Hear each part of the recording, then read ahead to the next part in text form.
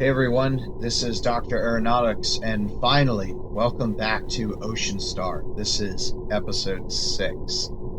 So we have a big round-robin flight trip planned with the Leif Erikson 2. We're going to be embarking on a very ambitious mission that's going to help finalize a more repeatable and smooth transfer between our two large moons, Silver Rock and Gold Rock. But first, we're going to be going into the ring system today. So we had to map this out. And so what I decided to do was identify the sections of rings that kind of clump up together, and each section assign it a letter and start from the inside ring, the most inside ring, and go all the way out to the outermost ring. So we've got A, B, and C with increasing brightness, and then the C ring is the brightest, and then after that you have decreasing D and E rings. And then the gaps, there's 4 of them, I assigned numbers to. So the first gap is between A and B, second between B and C, third between C and D, and fourth between D and E. Additionally, we have 4 shepherd moons occupying the first ring gap. We have D1, which is our target of this mission in this episode today. And then we've got D2 and D3, D for Dwarf, operating in the second gap. And then we've got the moon D4 in the third gap, and the final gap appears to be unoccupied, which is what the UO is for there. So our goal is going to be to get to that first shepherd moon and land on it, which is going to be a tiny little asteroid without running into the rings. So the goal is to shoot those gaps so that we don't end up in trouble. Okay, let's take a look at some further exploration news outside of the Thalassa area. So the planets that we're going to take a look at today are further away than the ones that we've looked at 6 and 8 before. So unfortunately, we're not going to be able to see as much detail. But it should be noted that we're in a colorful system. Planet 7 is cyan. Planet 6 was found to be green.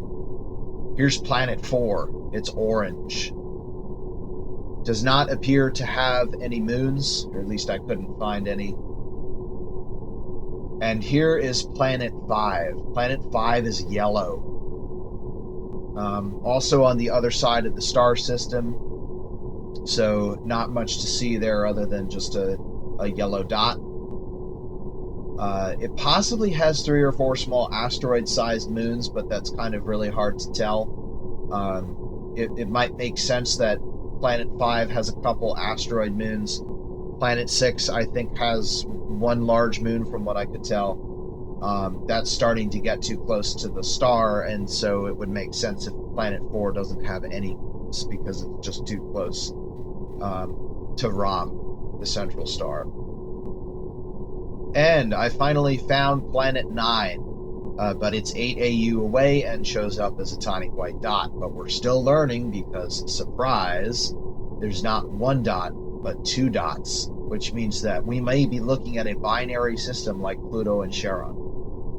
So that's 8 AUs away. That's going to take probably years to get to, and we're not going to embark on a mission like that until we've mastered our local space. So that would include Planet 8, Planet 6, or at least the moon, because I think we found out that the Planet 6 is in a quasi-Venus, what did we say? Not a runaway greenhouse. I believe it was a moist greenhouse condition, I think is what we used for. So not quite as hot as Venus, but too hot to live on. Okay, so we'll go ahead and get started. So let's take a look over at our Leif Erikson 2 over here. We'll go ahead and hop in the cockpit of that and start planning the mission.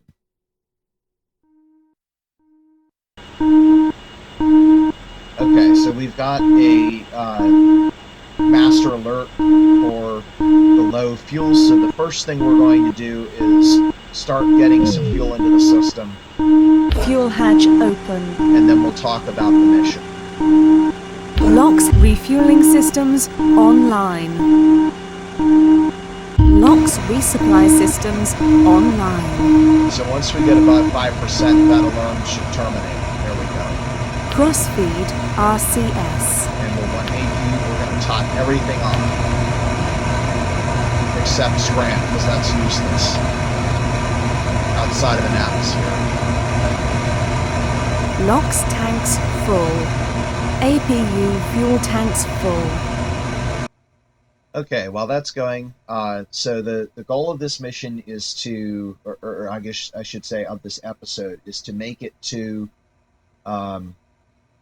the dwarf moon D1 and then land on it. Actually, wait, I'm getting out of order. So the goal first RCS fuel tanks full. Okay, so now we're just down to main fuel. So the goal will be to take off. We're on Gold Rock right now. We're going to take off of Gold Rock and then land on Silver Rock. But what makes this mission, let's see if I can find, there it is. Okay. So we're going to that moon right there, 7.1, which is what I've named Silver Rock. What makes this ambitious is the fact that in all previous missions, we've gone into the Space Viking mothership, and the mothership has done the heavy lifting to get us to Silver Rock, or at least back and forth between them. This time, we're going to be going on our own in the Leif Erikson 2. And what that means is that we're going to be consuming a vast majority of our fuel reserves. So we have to be very careful. So when we make it there, you might remember we set up the VB1 base, vacuum base 1. We're here at vacuum base 2, I believe. Let's see, is there a... I thought I put it on the map. Is it not on the map? Oh, there it is. It's literally right under me. Vacuum base 2. So we're going to land at vacuum base 1 and refuel there. Once we refuel, then we'll leave Silver Rock, and here it is right here, D1. So we're going to go to this tiny little asteroid, D1. We're going to view that, and that should be great. We're going to look at it in Space Engine. We're going to land on it. We're going to hopefully do some analysis of the rocks on it, figure out what it's like there, maybe take some nice pictures of the rings. Although we probably won't be able to see them. Like kind of like right now, we can't see the rings because we're directly edge on with them. But maybe we'll see some particles. So landing on that thing is going to be like docking. We'll need to use the RCS translation to actually land on the thing because it won't have enough gravity to actually be able to just simply turn the engines off. Main fuel tanks full. Okay, we're done. And simply touch down there. LOX resupply systems offline. Refueling systems offline. Okay, so we're completely topped up here. We got about 33 days of air, just short of that. And then once we're done there, we'll take off, and so there's no way to refuel on this asteroid. So we're going to top off again here, and then once we take off from D1, we're making all the way back to where we are here, vacuum base 2. If for some reason that takes more fuel than anticipated and we can make it back to VB1, we'll target VB1. If we run out of fuel completely, there's always the Space Viking mothership can rescue us. So it's kind of like medium stakes, high reward. It's risky in the sense that we might run out, but if we run out, there's almost a guaranteed chance of rescue, unless we like run out in the middle of like some trajectory that that has us impacting, which is my goal, not to get into that situation. All right, we're now ready to get started here for our takeoff checklist. All right, first is ground cockpit startup. So we're going to check our diagnostics. 4, 5, 6, 7, 8. We have good diagnostics. We're going to test all 3 warning lights here. All right, test 1, that looks good. Test 2, that's good. And test 3, that's good. So let's see, MFD power on, that's already powered on, planned trip. Okay, so this is where we're actually going to need to plan this thing. So we'll go to Trans X, and we're going to go to Escape. We're going to select Silver Rock, that's 7.1. We'll go ahead forward like that, and that's really all we got to do here. Although I do want to change the view. This is kind of I want to see it edge on. Let's see if we can, there we go, graph projection. We want the, let's focus. But it doesn't seem to be changing that, which is kind of really annoying. Alright, I guess we're stuck. It's not the end of the world. So that's selected. So now we're ready to actually plan the maneuver. Let's see if we can. There we go. Plan. Okay, so you just have to start planning this first, and then it works. So the goal here is going to be, if you remember last time when we were transiting between Silver Rock and Gold Rock, there was so much, what's the word I'm looking for? There was so much, I guess, tidal forces between shared gravity sources, because these moons are too close together. So you get like a third body. So the normal 2-body problem does not work. You actually need to do it as a 3-body problem. So my goal here is actually going to be to use a more aggressive transfer. So it's between direct and Hohmann. So what we're going to do is we're going to do a little bit of outward velocity and a little bit of prograde velocity. The goal here is going to be to do about 50-50. So that's about negative 330 and about positive 320. And well, we just need to figure out where this thing is going to settle out here.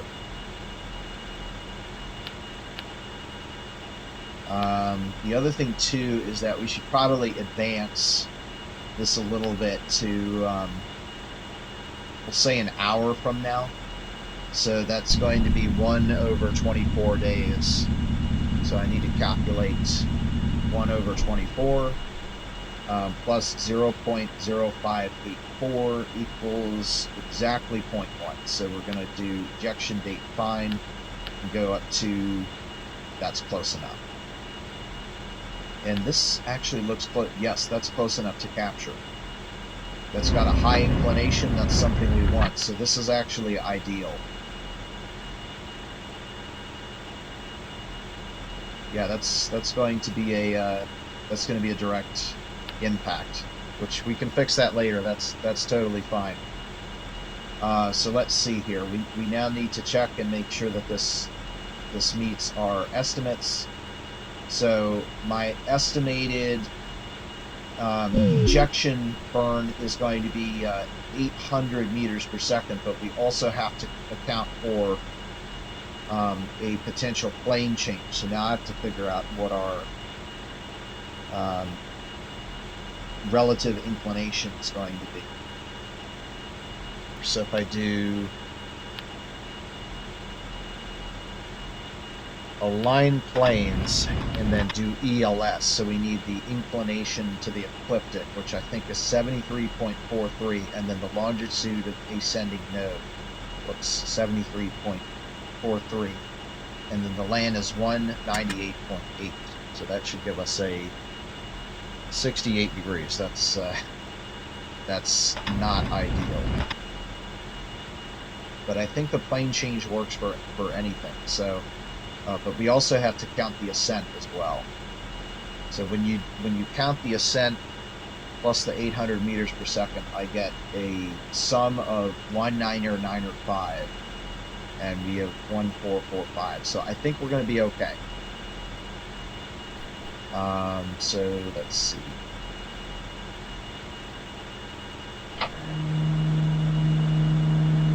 We'll just have to note our heading to take off at 21 degrees, and I think we're ready to go. So continuing along with the checklist here, we're going to determine the launch time that's basically now. No time skip is necessary. So we're going to turn our HUD on surface mode. HUD color is desired. We definitely don't want blue because the, or is it Thalassa? Yeah, is blue. So that's not ideal. I think green is normally what I use back, so we'll do that. Secondary HUD on 3. Now we need to record the ship masses. So this is like we normally do before any of my official maneuvers. So we need a total tank, fuel tank mass. Oh, okay. So we can't do that right now, and the reason why is because in order for us to have enough fuel, we're actually going to need the bay tanks. So to do that, we're actually going to need to grab some fuel tanks from the mothership. All right, and we are, let's see how we're, it's right there.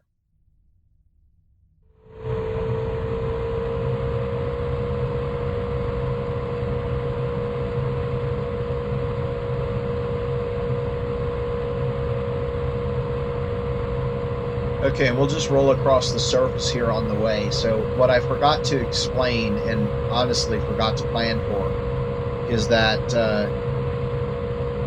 in order to make this flight happen, we're going to need all of the external bay tanks that we can fit in the external cargo hold of the Leif Erikson 2. And so we actually need to grab those tanks from the mothership right now in order to do that.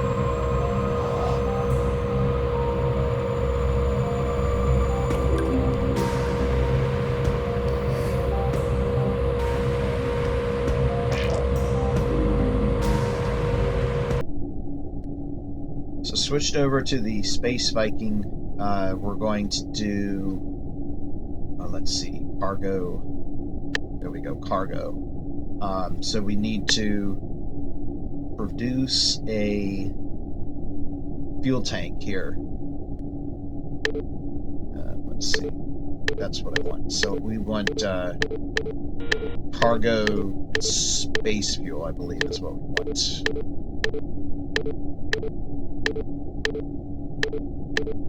I think it's near the end.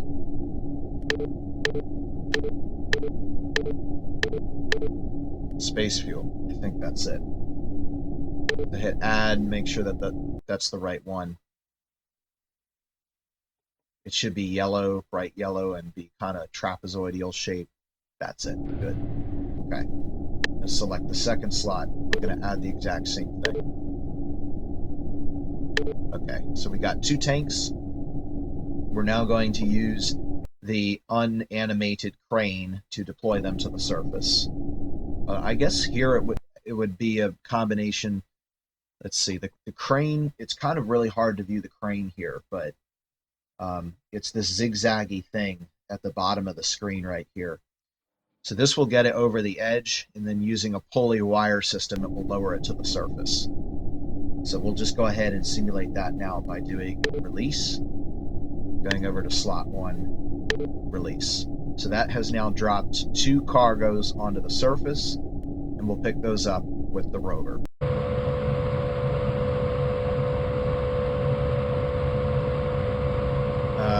It's very hard to see, so I turned the lights on, but they don't seem to be doing anything. Yeah, they don't. They're just for show. They don't actually add any ambient light. Well, that stinks. I think I need to slow down. I don't want to not stop. But we definitely don't want to smash into the mothership because that could damage. Oh no, that's the crew lift. This is them here. And just absolutely destroy.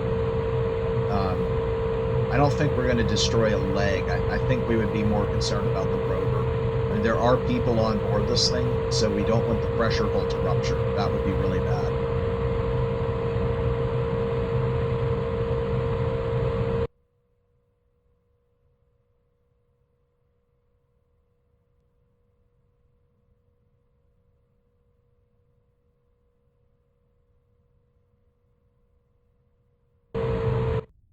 All right, we'll stop and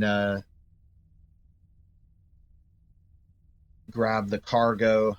Oh man, this is entirely unreadable. It didn't used to be this way. I used to be able to read the instructions. What is it? The C key grapples the cargo. Cargo loaded. There we go.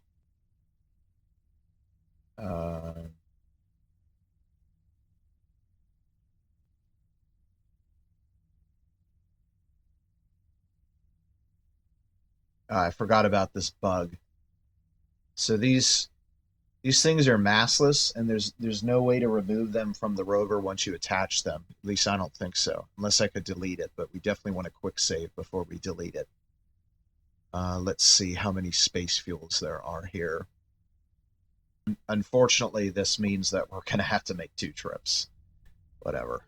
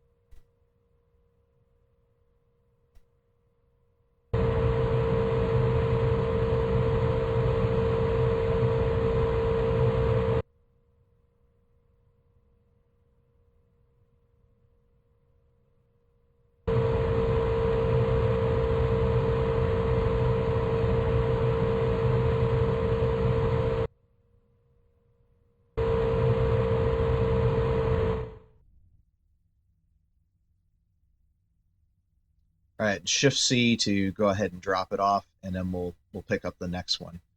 Although actually, I'm not sure.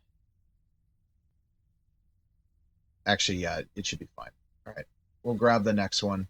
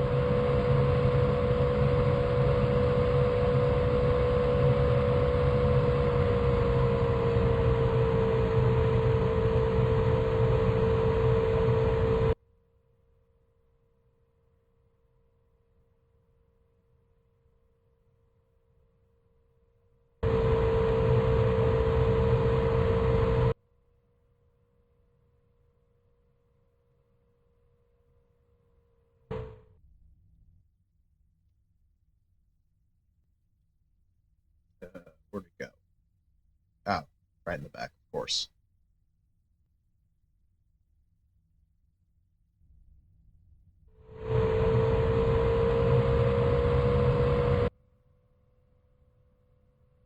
Alright, and obviously we're going to get far away from this craft because we definitely do not want to get blasted with it as it takes off. And let's see, I think I'm going to, yeah, I'm not, there's no way I'm going to be able to take off on the pad this time. So we don't want to have it be near any of this. So most likely what I'm going to need to do, this is too close to all of this stuff. We're going to need to use the retro rockets to kind of like scoot ourselves back a couple meters. Because this using full hover thrust in this area would not be safe. Okay, in other terms, we're done. So this is parked exactly where it needs to be, and now we can finally load our fuel on board.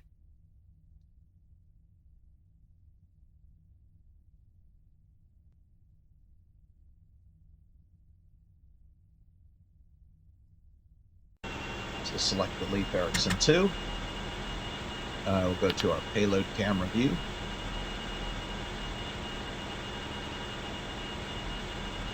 And bring our browser open here and select the cargo and latch in bay.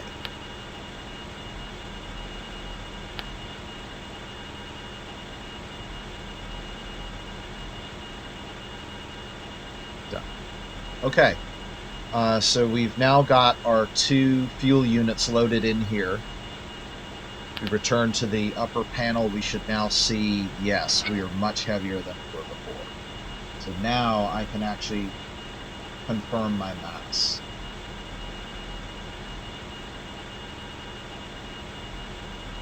So the first thing I need is the fuel, total fuel in the tank. That is 20096.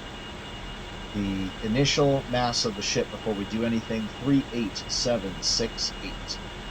And we're moving 0 meters per second. So that is all set for our takeoff. Secondary HUD to 3. Configure multifunctional displays. So we want a heading of 21 degrees. We'll turn this on to surface. And this one onto orbit. And change the frame from ecliptic to equator and then projection to ship. And we want distance in surface, so we'll run the hover engines until we get to an apogee of 5 kilometers and then get into orbit.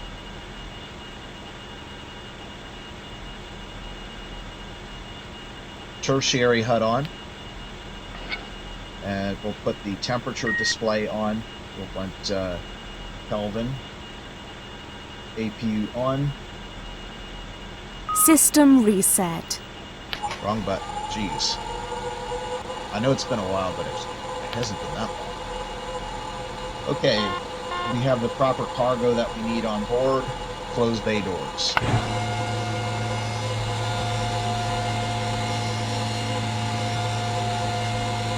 While that's going on, we're going to confirm our crew complement. We've got Mortimer Green, we've got myself, and we've got Mobile.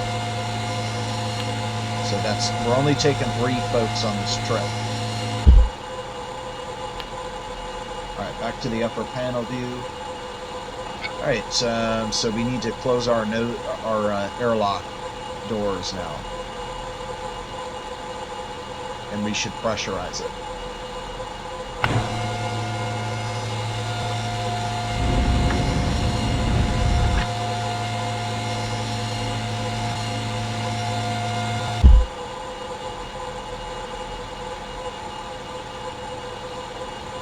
Airlock pressurizing.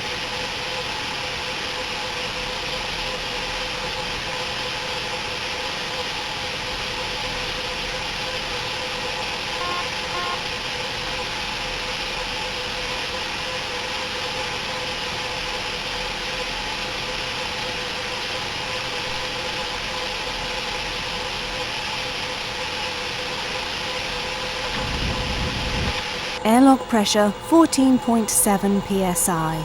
Good, and we'll close the nose cone.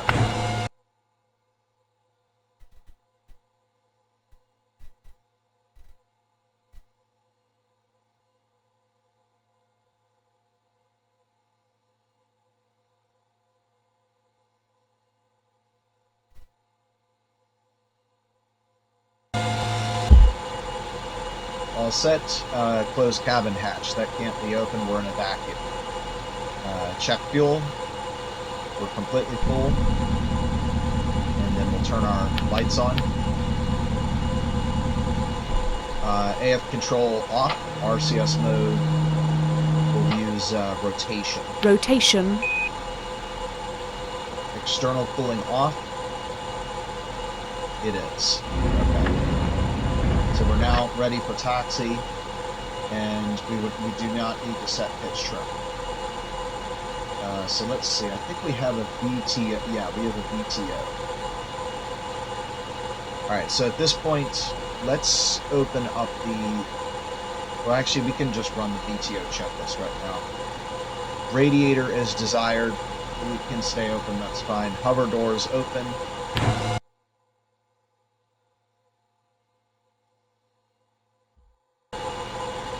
Retro doors open.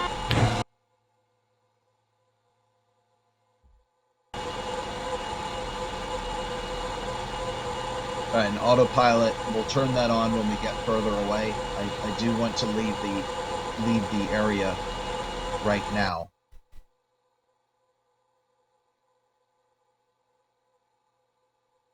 Let me just double check because the ascent is effectively beginning in terms of fuel use. Yeah, we have everything we need.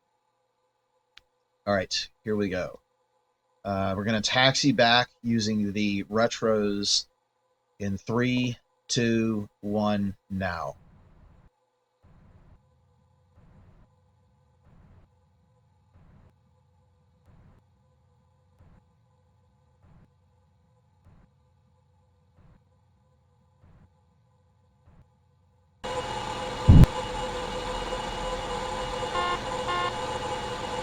Okay, we should be safe at this Information. point. APU running. Let's see. We should leave that on because we're going to put our gear up and everything. So we want attitude hold. We don't need descent hold. We don't need airspeed hold. So we're going to do attitude hold. Set pitch 0 degrees. We're going to hold this until we get main engine cutoff. We're going to run the engines until we see APA equal 5,000. Alright, engaging autopilot. And initiating countdown. Oh, we should probably reset this mission elapsed time. Mission elapsed time reset. Okay, initiating in 10, 9, 8, 7, 6, 5, 4, 3, 2, 1, 0. Liftoff.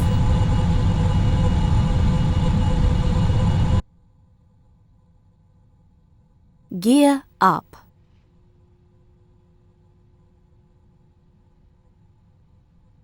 Gear up and locked. Alright, and at this point, I should be able to start rotating over to our heading, which was 21 degrees.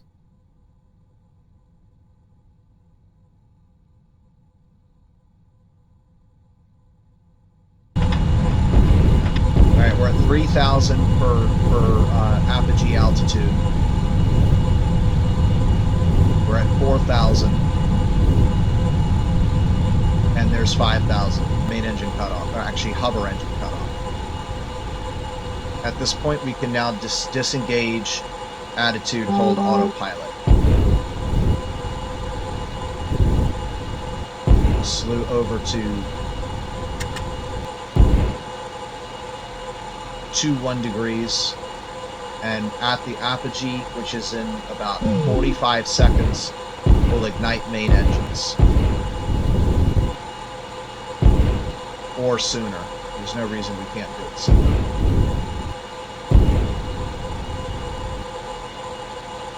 Alright, let's turn orbit on there, and we'll go to, oh wait, we already have that, so we don't need that.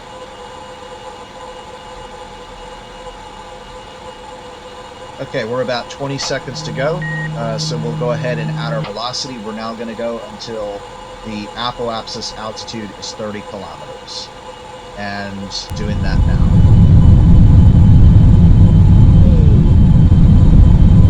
Information. APU running. Once we do main engine cutoff, we should be able to close the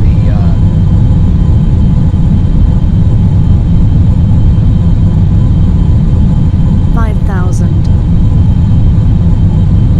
we can close the hover and retro doors.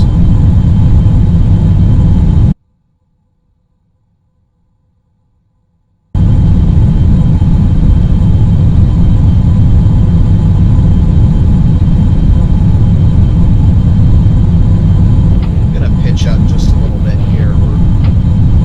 So just like that, the bay tank is already empty. And we're not ejecting things. There's no reason to. Alright, we're at 20. We need to get to 30. Information. 4,000. APU running. There we go. Oh, except for the fact that, okay, we're going to need the hover engines one more time, because if you take a look at the periapsis altitude, you can see it's negative, which means we're actually on a collision course. So let's fix that right now.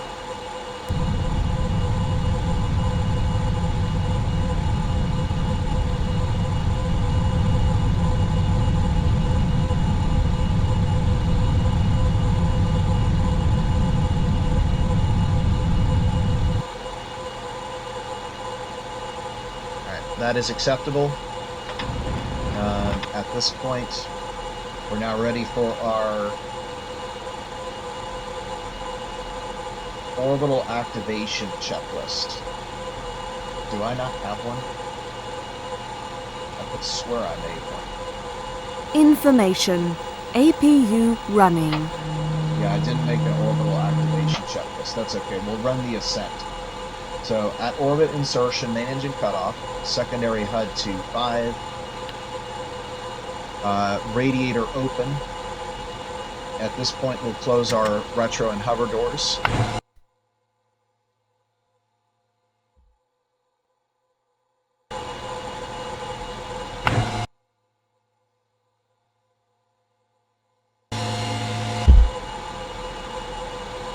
Okay, those are all good, and I confirmed we were go for orbit, so we don't need to worry about our altitude anymore.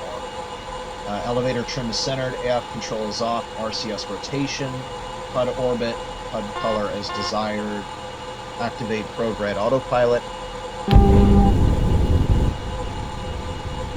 APU power down.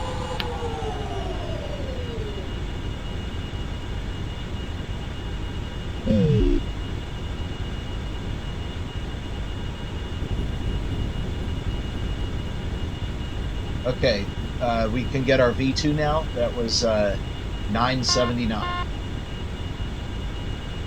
And our current mass of the ship, 34761. Means our actual usage was 1157. So that's not bad. That's actually 38 meters per second lower than my estimate. So that's good. We're in good shape. My estimate shows that we need 4,000 kilograms of fuel in order to be at, 8,680 kilograms of fuel. So basically we have twice as much on board as we should need for this first leg. The second leg is the more serious one.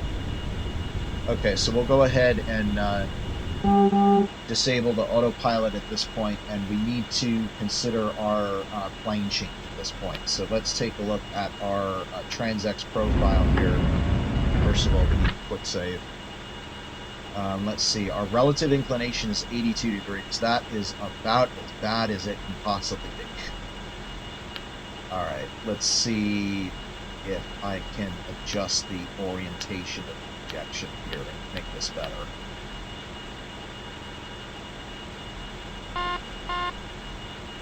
It's kind of a worst case scenario, but I mean it makes sense because I had to do a a polar. All right, 40 is as good as we can do.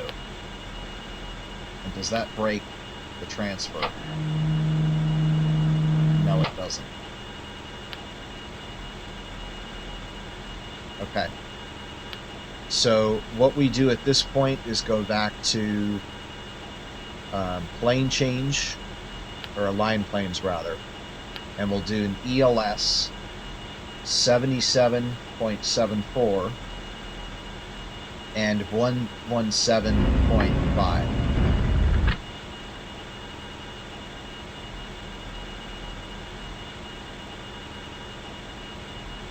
So unfortunately, it looks like we just passed our ascending node. Let's see, the descending node is in about 2,500 seconds, and we begin the ejection burn in 4,500 seconds. So we'll be okay. So I need to figure out how much we're going to need for this plane change now.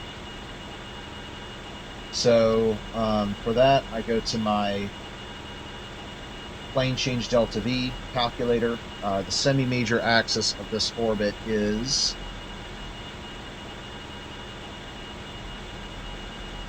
we should also adjust our periapsis distance here. That should come down to about 800 some. About 833 or so. There we go. Okay. And just confirm. Actually, it's, well, no, because we're going to have to raise the orbit anyway. So it's going to be about 8. We'll raise it 20 kilometers, so that's a 10 kilometer up. So it's about 830 or so. I think it's about 800. Ooh. Yeah, our apoapsis altitude has slipped down a little bit. We're going to have to adjust that. Translation. Just adjust that up with some translation. That way I don't have to make a maneuver for this. So it's going to be 837. It's going to be our target semi-major axis. So we'll change this on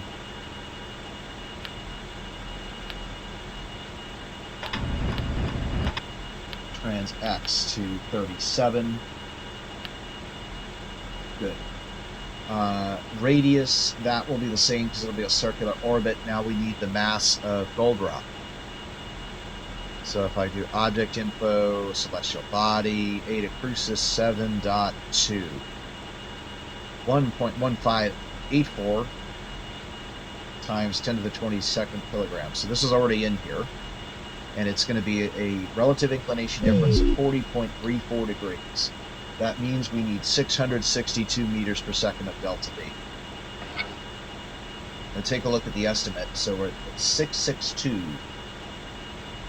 Okay, that's not good.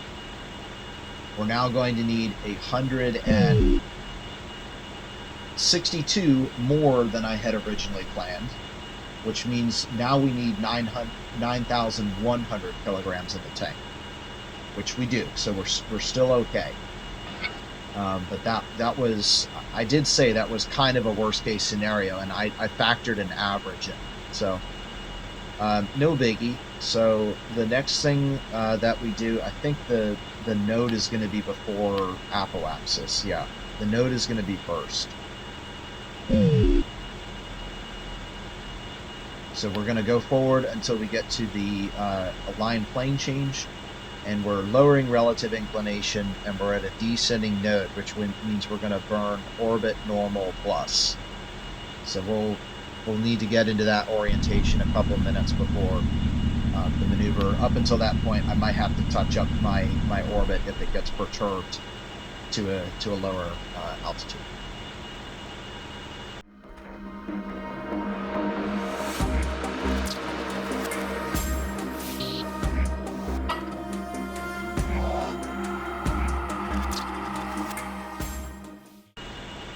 Okay, we're now about 60 seconds before. We're going to go orbit normal plus. plus we're going to prepare for the burn. So we have fuel. The 4 is sitting at 16,110 kilograms.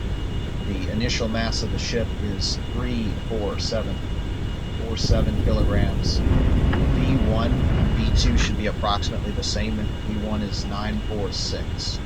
And we're ready for the maneuver, expecting to start that in 30 seconds mark.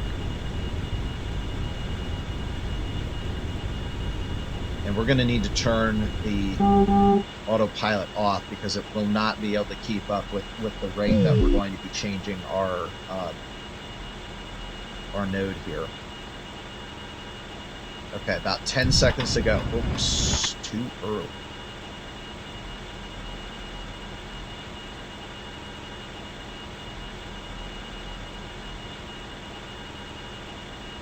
Okay, here we go.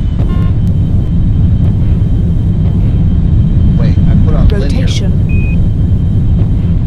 I'm not even sure how that happened. Now I have to average things out. So we're going to hold 946.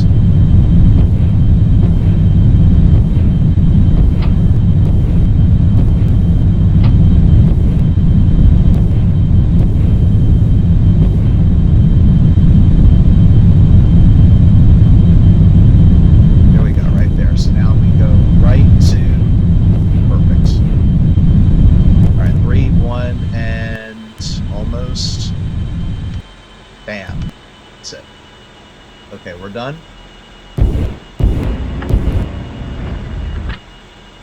V2, 946.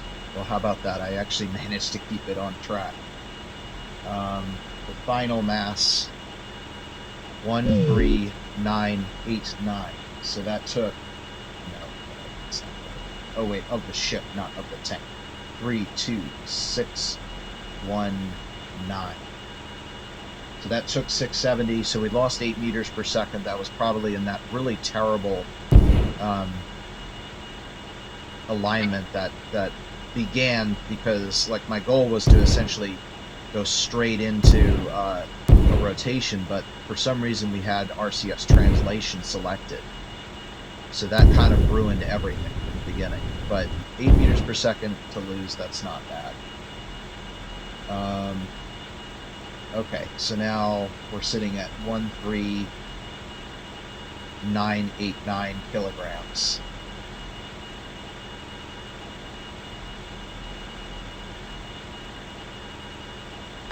And we're ready for our ejection. We're expecting 800 meters per second on that. So let's see what we're looking at. Oh wait, I didn't want aero brake. I wanted to Transx. Ah, it's 482. Okay, so that more than makes up for it.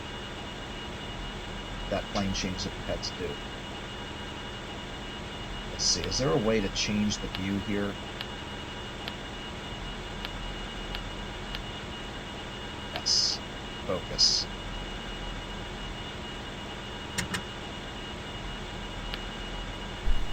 Okay, so when our orbit track here hits the top, we maneuver, but first we have to raise our periapsis.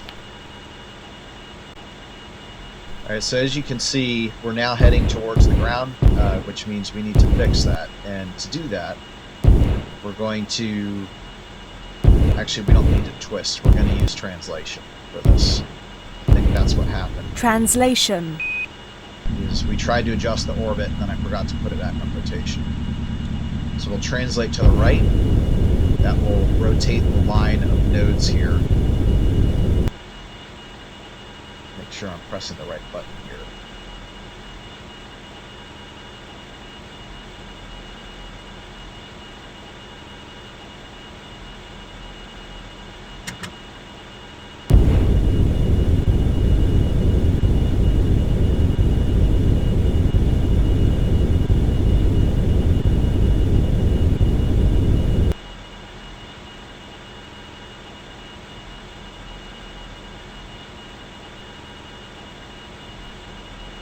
Actually, this would be more efficient, yeah, because we're kind of close to Yeah, we're closer to apoapsis. It would be more efficient to use a forward translation. Wait a second. Oh yeah, that's right.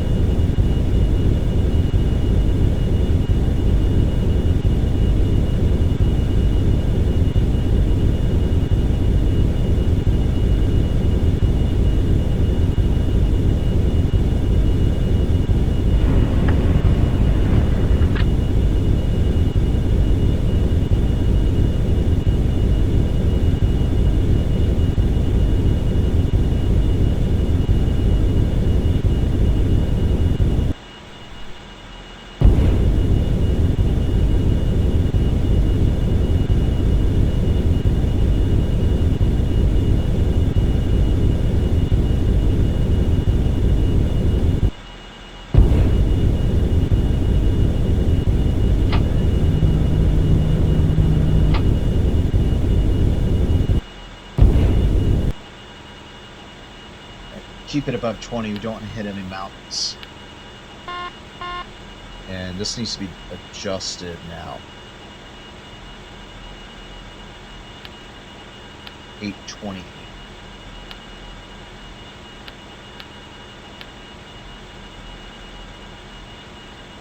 Good. Okay, so we're done until we start the maneuver, and we got a countdown for that. So we'll come back about 2 minutes before. Okay, 2 minutes before the start of the burn. Turn to prograde. Grabbing our numbers. Fuel 13989. Mass 3256. Probably 0 after we spend this little bit of fuel coming out here. Our V1 973. There's no plane change. The outward velocity is done by adjusting the start time of the burn, which means that it should be a straight prograde velocity burn.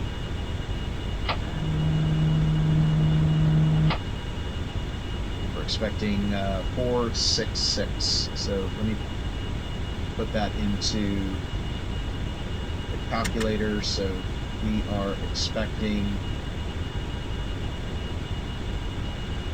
Looks like we need about 4,000 kilograms of fuel left. 1 minute to go. Update the mass one more time. Actually, it's still correct. And the speed is now 972.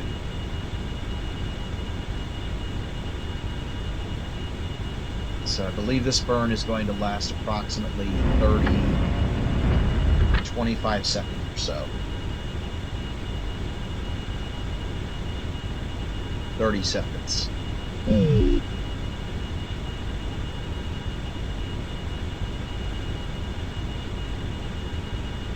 20 seconds.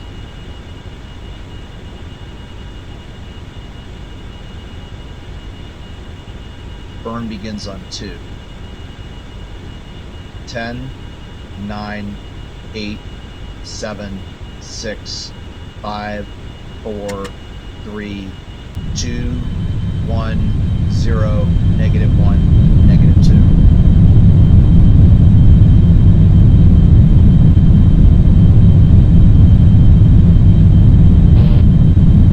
Alright, there goes the other big tank.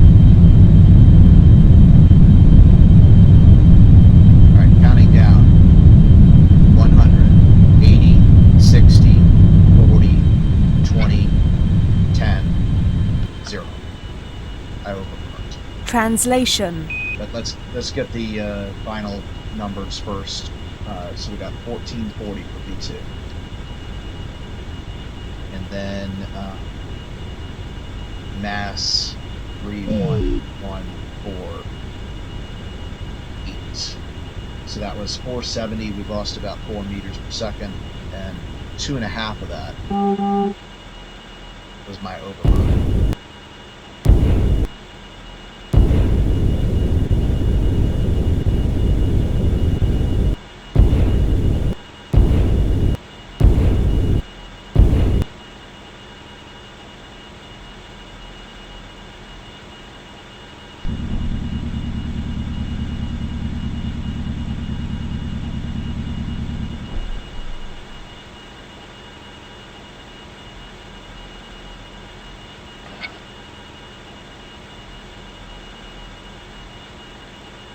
All right, let's take a look at our orbit plot here.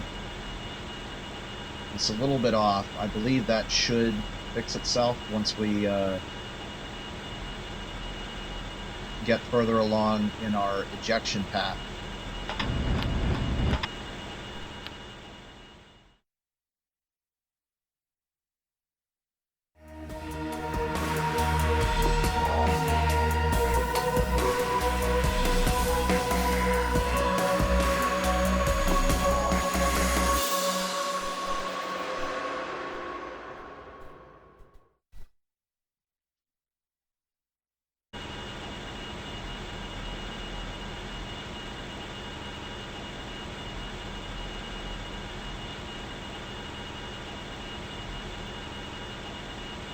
Okay, this is difficult because it updated with all colors being the same. But it looks like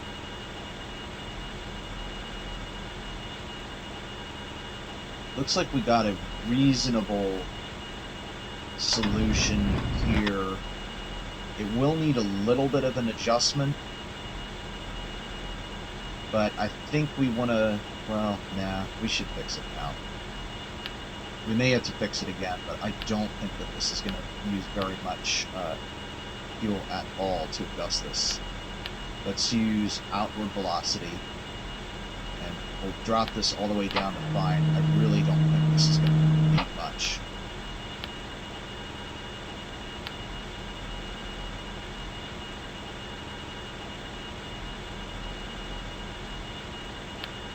Let's try...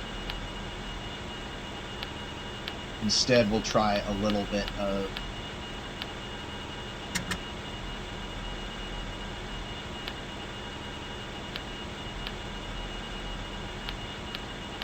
just try a little bit of program velocity.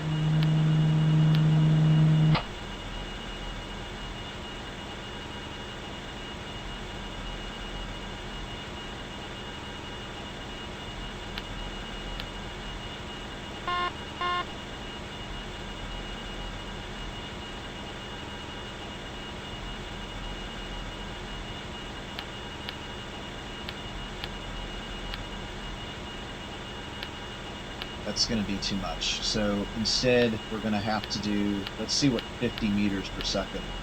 Yeah, outward is better.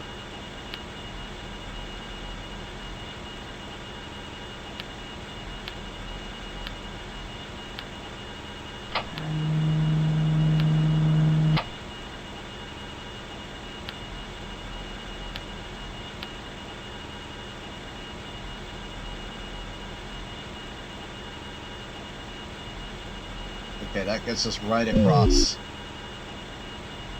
the moon. So we're going to need 82 meters per second. This is going to be another maneuver, and a mid-course correction, but it's not that bad.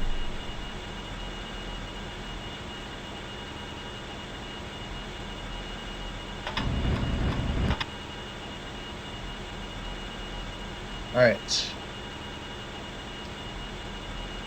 MCC1, we're in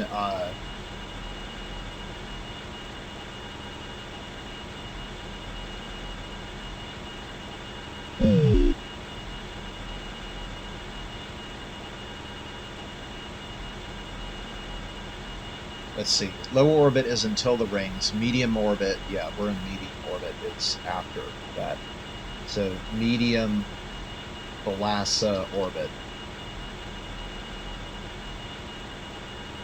Anticipating 82 meters per second. We have 12579 in the tank. Current mass 31141, and current velocity 2201 meters per second. That's relative to Eta Crucis 7, otherwise known as Thalassa.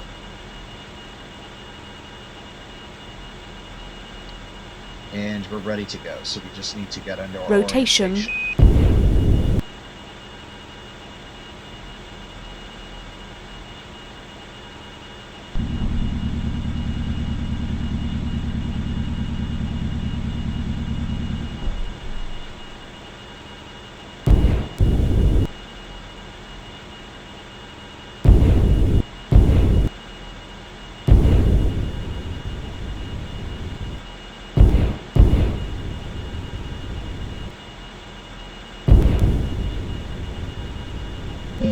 Okay, here we go.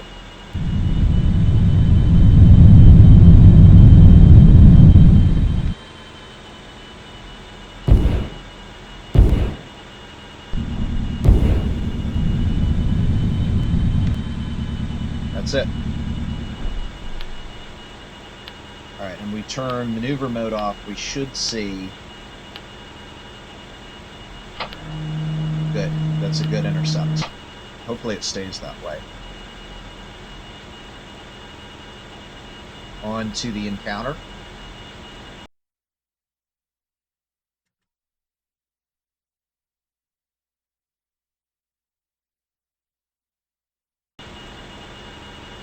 Okay, so it was exactly what I was hoping for. So we're getting close to the encounter now, and the proximity that we had is so close that we actually have to move it off now to prevent ourselves from impacting.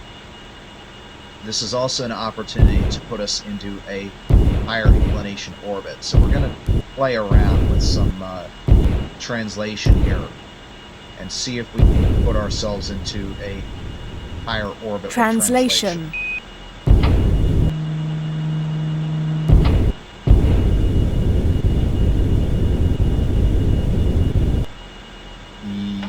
Yeah, that's going to be a no.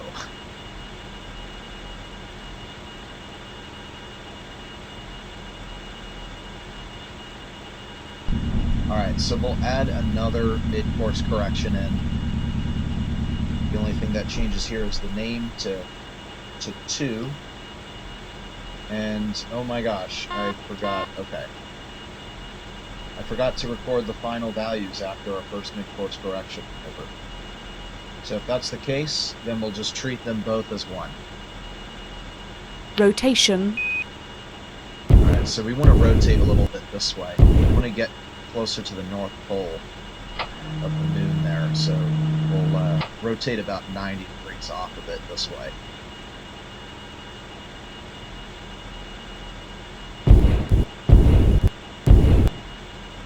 Right there. And then we'll just maneuver until things straighten up.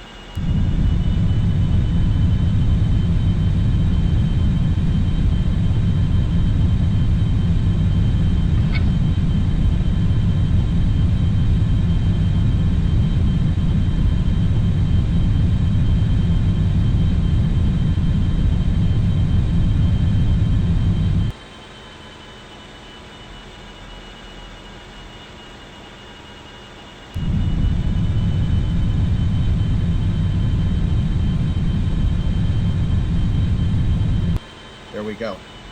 So let's see. This puts us 50 kilometers off. That's fine for now. We'll firm that up. V2 is 1252. Mass 30381. Means we used about 262 meters per second. Well, that's an improvement over the last time, which used 440. And I think I could have been a little bit more accurate. Yeah, definitely could have been more accurate with my time. Okay, we're now down to needing 3,000 in the tank. We have 11,000, so no surprise there. We've got plenty of fuel to spare.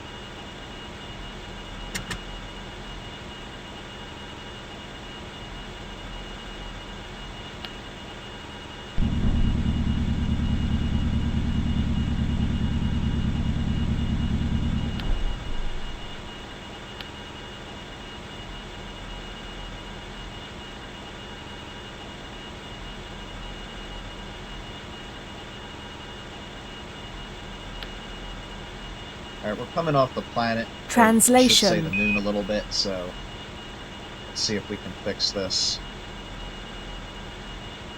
Rotation. back to 1S.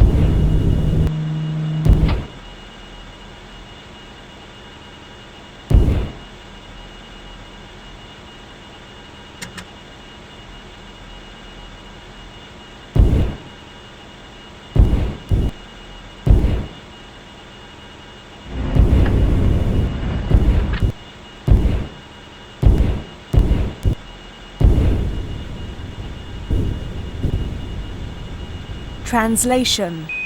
Alright, we'll translate to the right. That should lower our altitude quickly.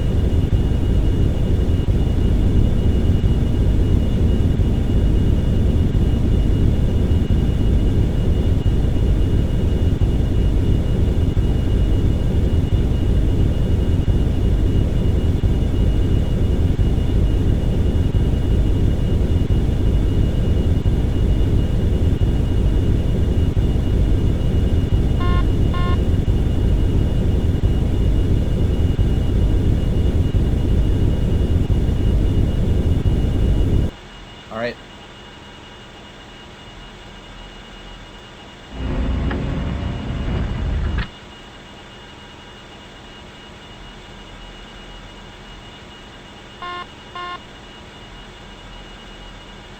Okay, we're now in the encounter phase. And the altitude is high, but it's coming down, so I'm not going to touch it.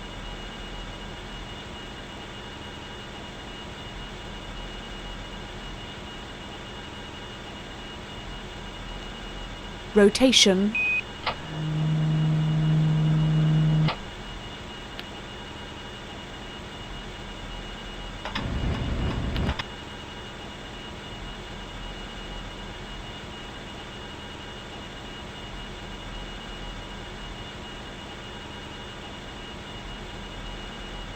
And the capture delta is going to be about 273.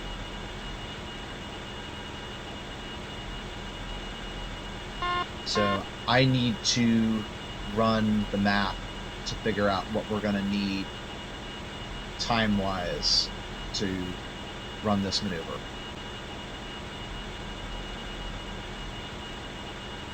So this is going to be about a 1-minute burn, 29 seconds before perigee is where, or periapsis is where this is supposed to begin.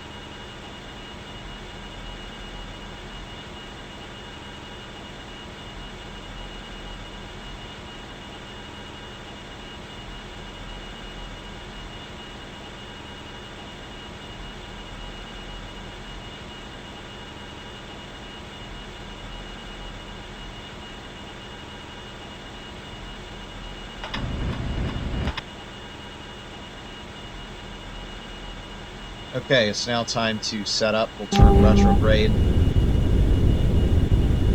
And now we need to make sure our numbers are up to date here.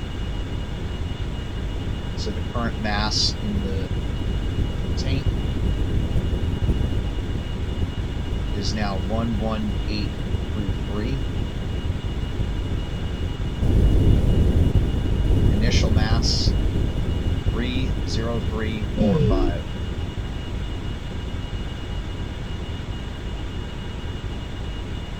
Oh, that is amazing. That's where we came from. It's really cool to see Silver Rock and Gold Rock together like that.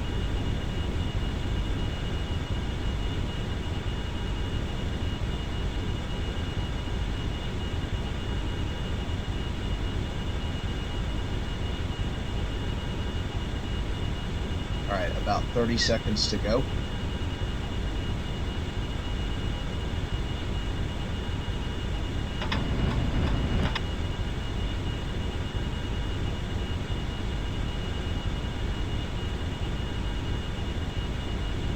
10 seconds. B11518. All right, here we go. And now.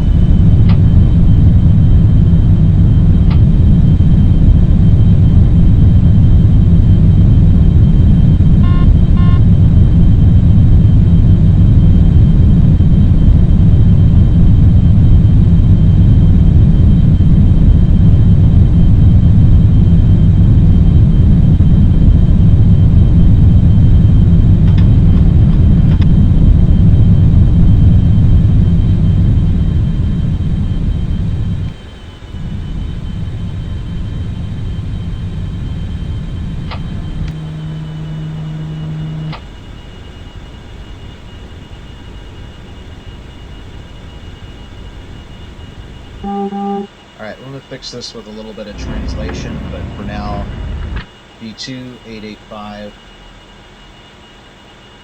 current mass 28580. And then we used about 635 meters per second, so looks like things are kind of stacking up here. So mission elapsed as of now, we used about 3,194 meters per second. We planned 2,817, so we're now negative for planned. We're using more fuel than anticipated.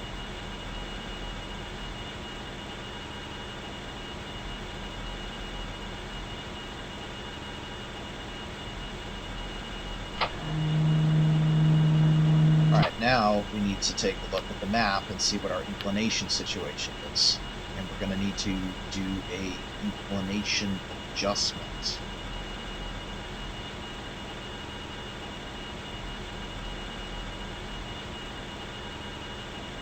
And wait about a day.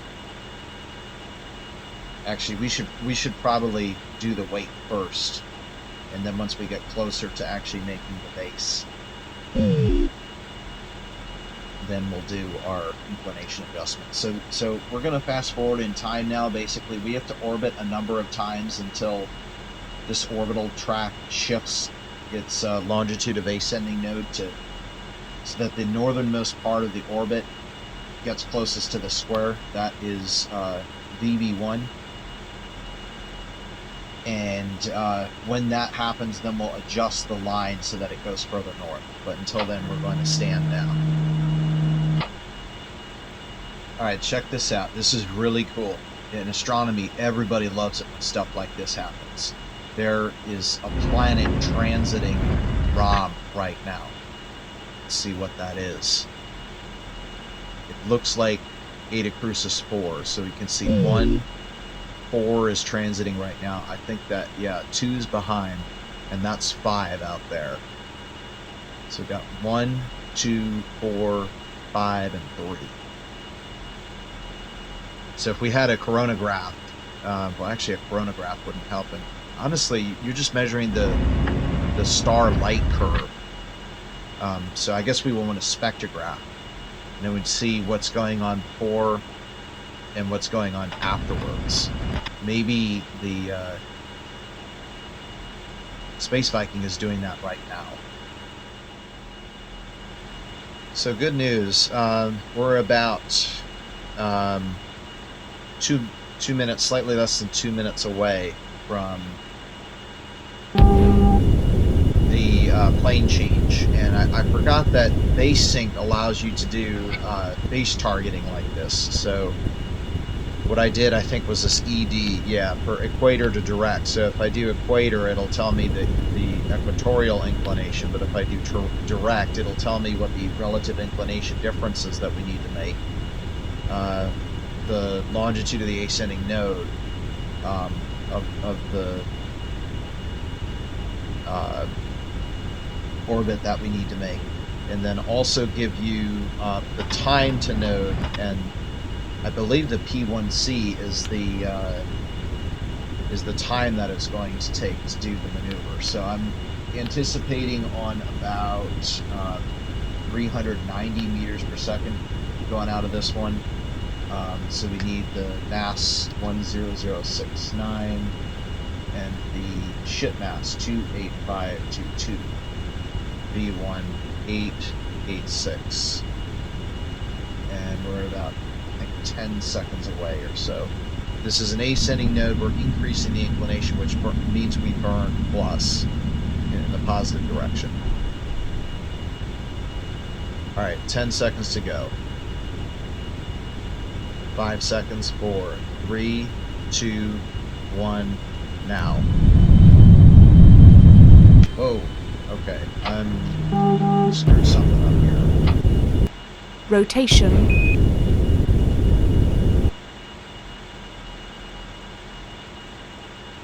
And I know what it is. I'll let you know what I did wrong as soon as I get this maneuver off.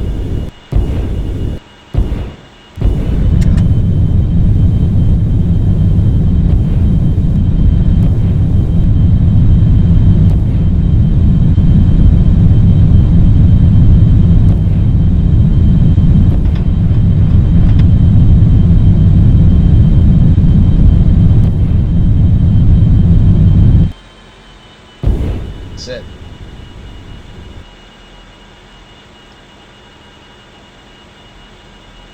Okay, V2886, good. No difference. Mass 27204.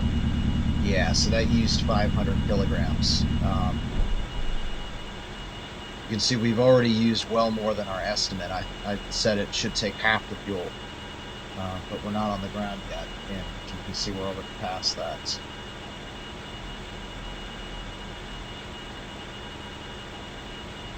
So what I did wrong is that we are on a retrograde orbit, which means the coordinates flip. So even though it's an ascending node, we're actually decreasing the inclination because we were at an inclination of 133 degrees and we lowered it to an inclination of about 110 degrees. So because of that, that means we're at an ascending node, and if we're lowering the inclination, that means we burn orbit normal minus. So that's what happened.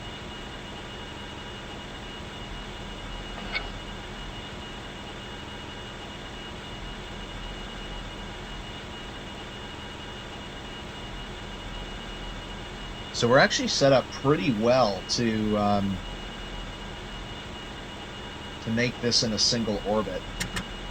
So at this point, I'm actually going to perform my rendezvous maneuver here. Well, not rendezvous, but well, I guess it's base rendezvous. So we're going to turn retrograde, and we're going to lower our periapsis to about 5 kilometers.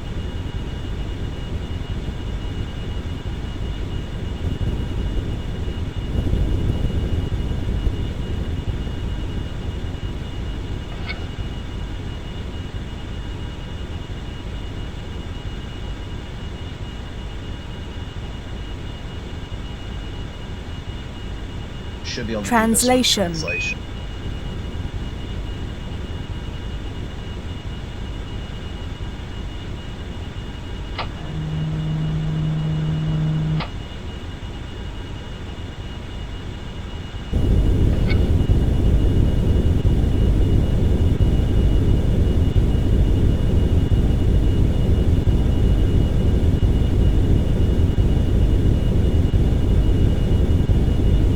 Since we're going to be close to the base, I'm actually going to bring it all the way to 0. And we'll be at about 5 kilometers once we pass over that base. That's good enough. No need to overdo it. Okay, we are just about set up here, so I will make sure I go to my vertical landing checklist. VLAND. And there's nothing we need to do early on. There's the one thing that we really should do is firm up our let's go back to base sync. We need to firm up our distance here to base. Rotation. So we'll do Translation. Do that with a little bit of up-down translation until we get that number down to as close to 0 as we can.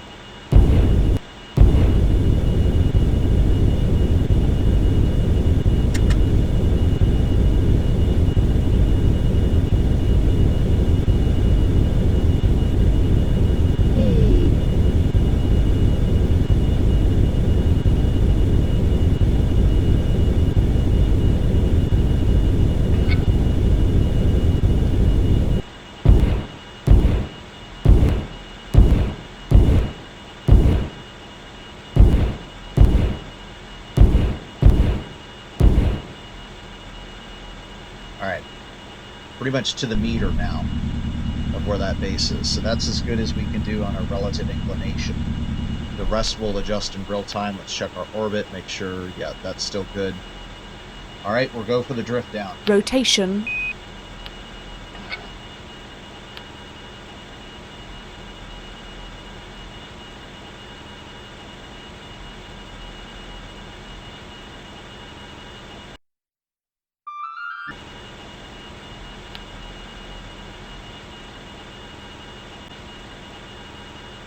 Okay, we're getting pretty close now. So we're expecting about 900 meters per second to slow down. That means it's going to take about 40 seconds to do that. We'll be about 18 kilometers away from the base. So 18 kilometers out, we hit the brakes, and that needs to be very accurate. So we'll go ahead and go into surface mode here. Rotation. And we'll turn level. And we want to make sure that we're retrograde. We should be able to make this really accurate.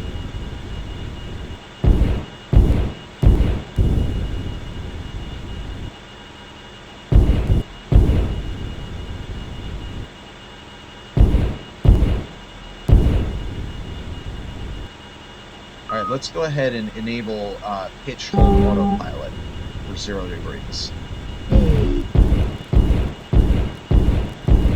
VLAN checklist, RCS mode is desired, APU on. Gear down. Gear down.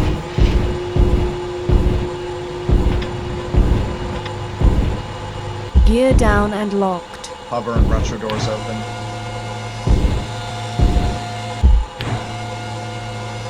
All lights are on. Alright, and that's it. We're waiting for 18 kilometers, 18.17 kilometers. We should be able to see the base now underneath of us. There it is.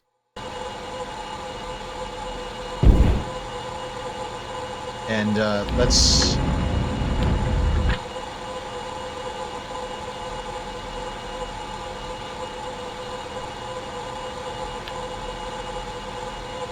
Okay, here it comes. We're going to have to work the radius too. Right there. So our goal now is to stop basically right over this descent hold.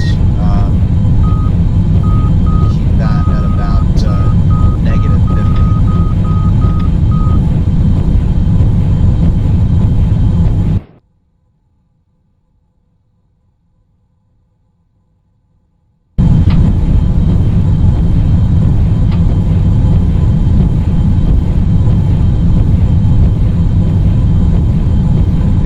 Now.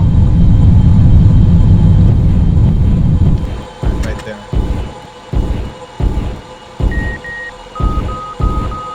60. Okay, we're in a pretty good condition right here. So my only concern is that we don't have VR VTOL set up right now. So we need to adjust that OVBA. I believe that's the path. Translation.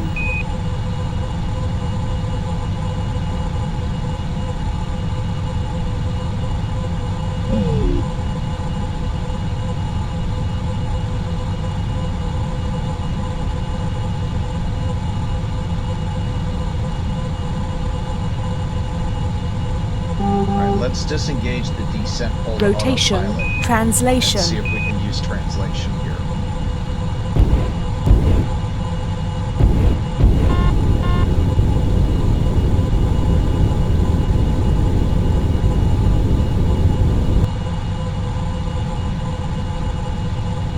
$5,000.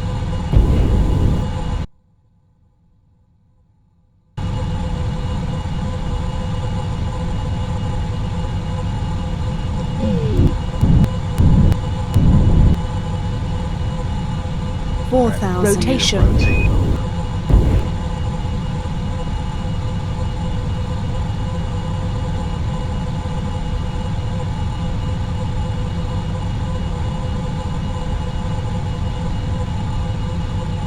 $3,000. We need to slow our descent rate. Information. APU running.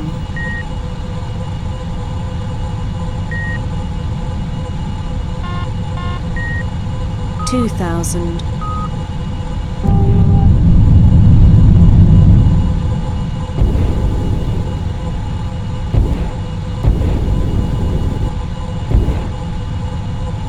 Wasting a ton of fuel doing this.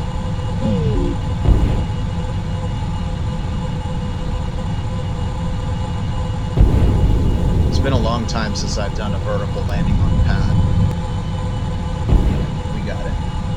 Translation. Okay, we can keep coming down now.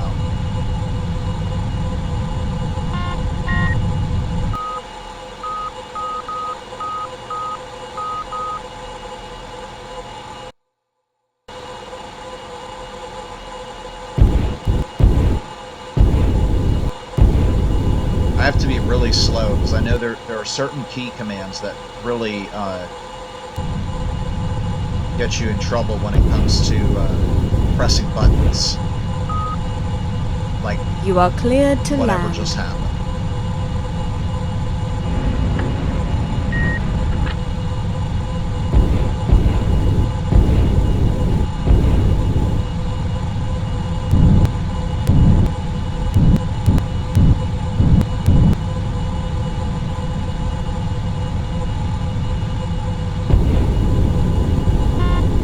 $1,000. $900. $800.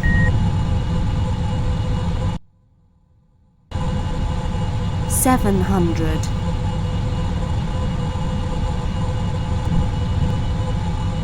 $600.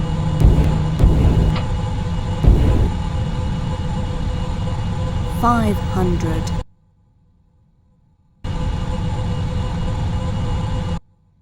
That's 400. That's not set up for the pad. 300.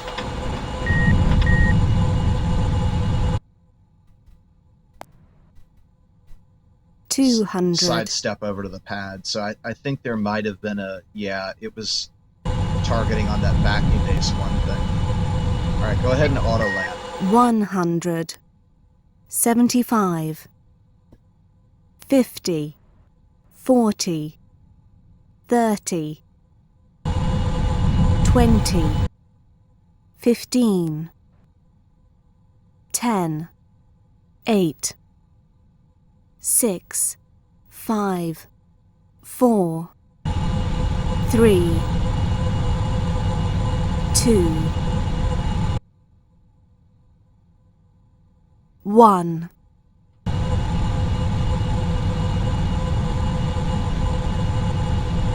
Wheel stop. Okay, we're on Silver Rock. So our mass is now 23798, which means we use 1,409 meters per second. We plan 1141 to get on the ground.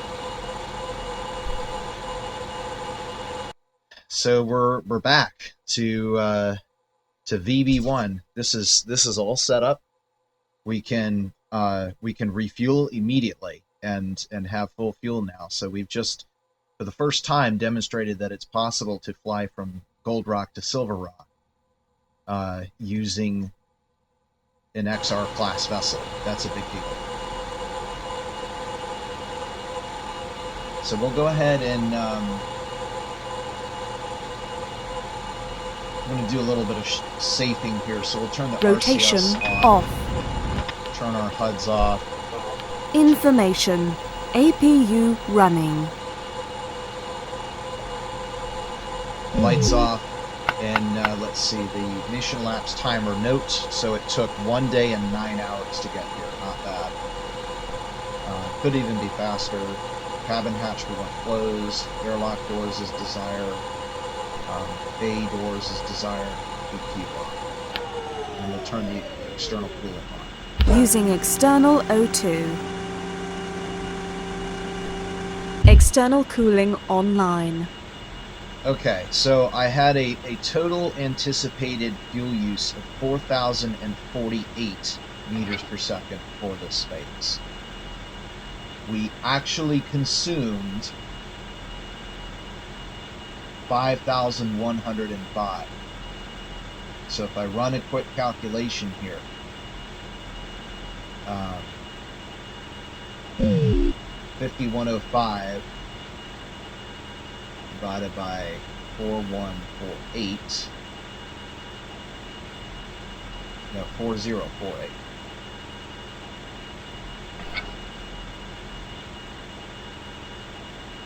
Means 1.26 times the amount of fuel was used. And if we scale that on leg 2, we planned 6453.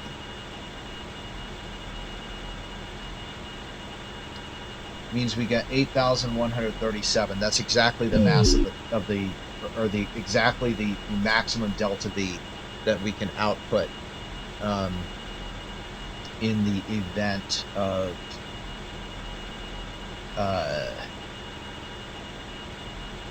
it taking this much. So basically what that means is we might not be able to get back to Gold Rock. We may have to stop at Silver Rock if we're getting behind on fuel usage.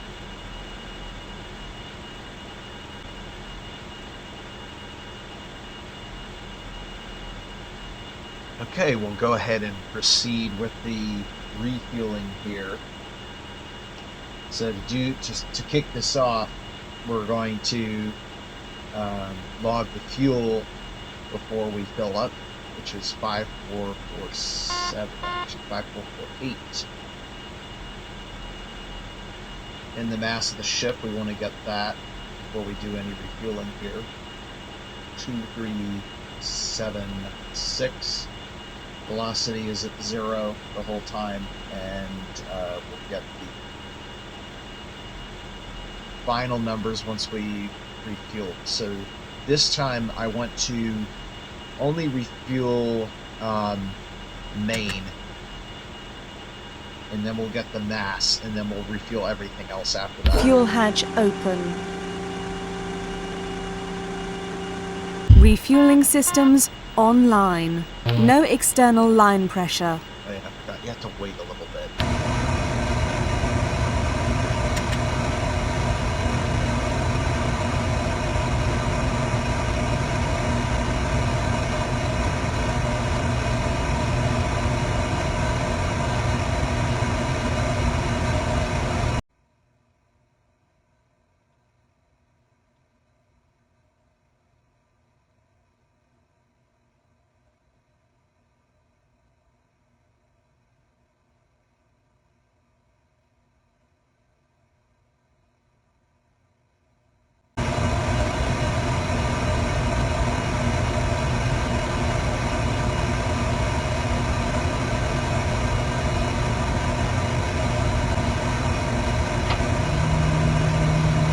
Main fuel tanks full.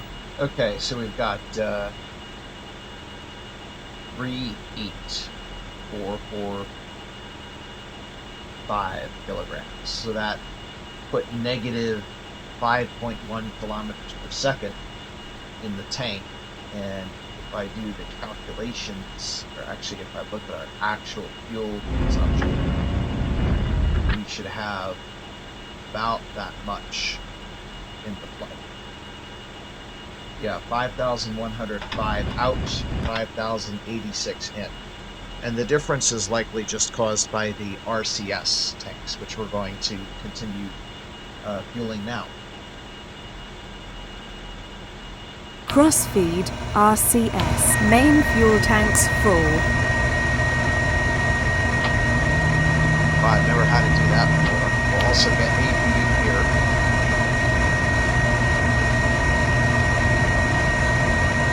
APU fuel tanks full. RCS fuel tanks full. I don't think I've ever heard that before.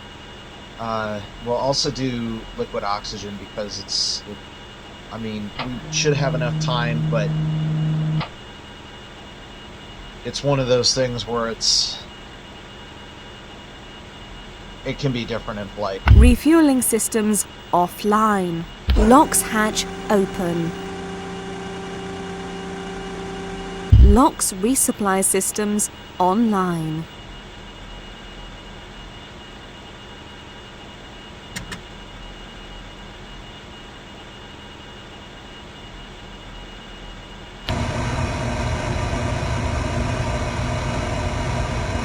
Locks tanks full.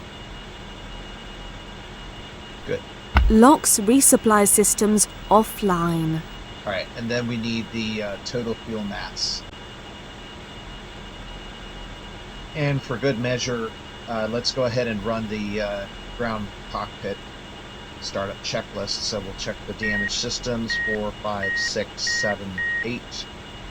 All good. Test our 3 panels of warning lights. Test panel 1, good. Panel 2, good. And panel 3, good.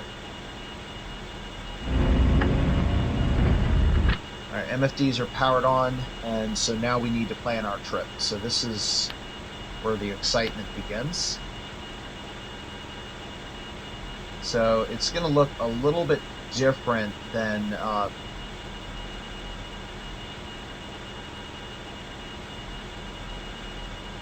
normal transfer, because this moon that we're going to is so small that it really doesn't have any of its own gravity. So we'll do an escape, and then we're going to have to... that's it right there, 71. That's the moon we're going to, so we'll look forward, and then we have to induce a little bit of prograde velocity. Now we should be able to change the projection to blank. There we go. And as you can see, it's a long way in to this inner moon, so we're not going to have to do the same type of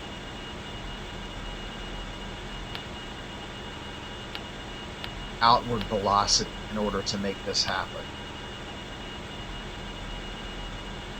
So we'll go for a minimum energy home-in transfer, and I think the time span of this moon orbit should be hours. Yeah, look at that. All right, so we're at 4771.4758. Go ahead and march time forward a little bit until we have good solution. And for this one, because the moon has no gravity of its own, or rather it does, but it's extremely weak, we want to get this ridiculously accurate. Yeah, see, so that's not even good enough. Let's see if we can do this with a little bit more plane change. Oops.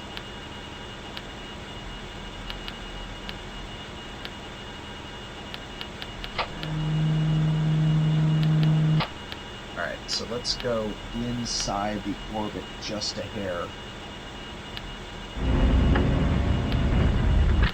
Let's see if, yeah, so I think this is going to take a little bit of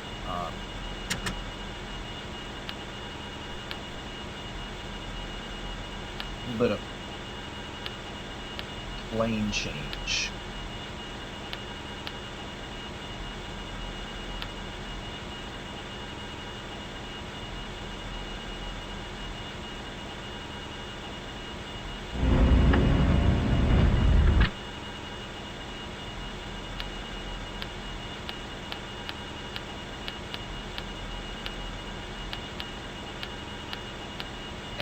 That looks like that's going to be good.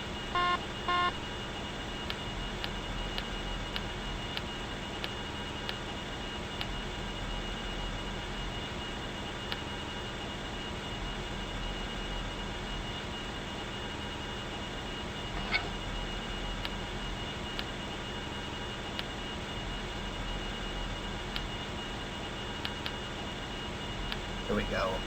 11 kilometers, I think, should be good. Still not enough to capture, but at that point we'll use translation to fix it.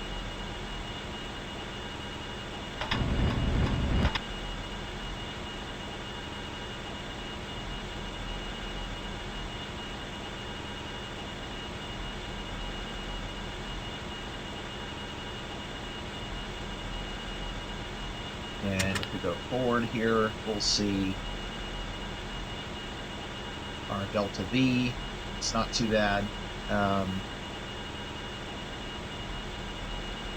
We're going to need to wait a little bit before we perform this maneuver. And the other thing that we need to do is check our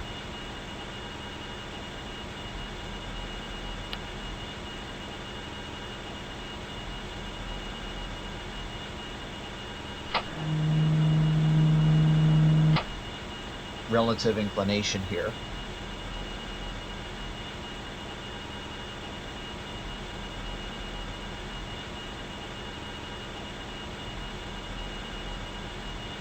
So we do align planes.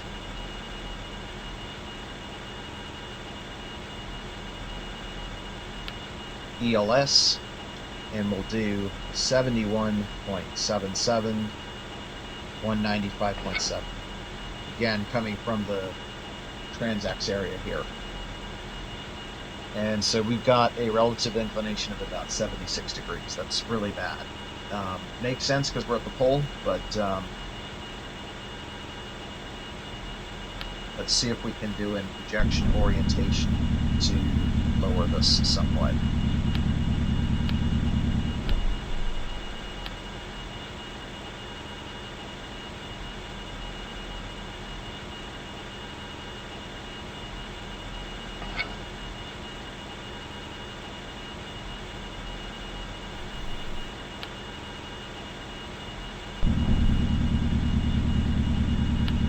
This 33.15, 275.4.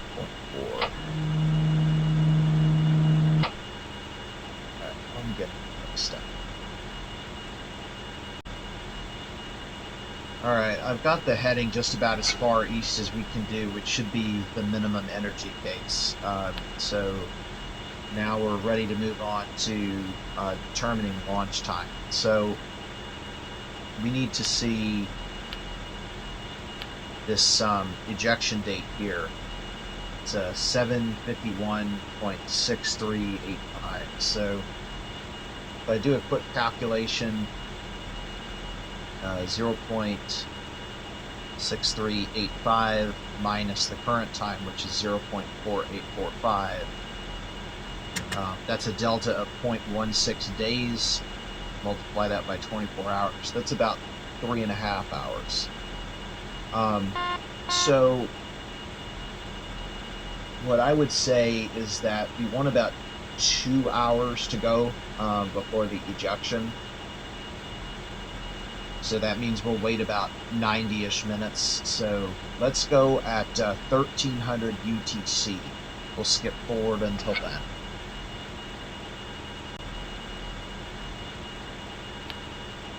Okay, we're about ready to roll. Just want to check up on this here.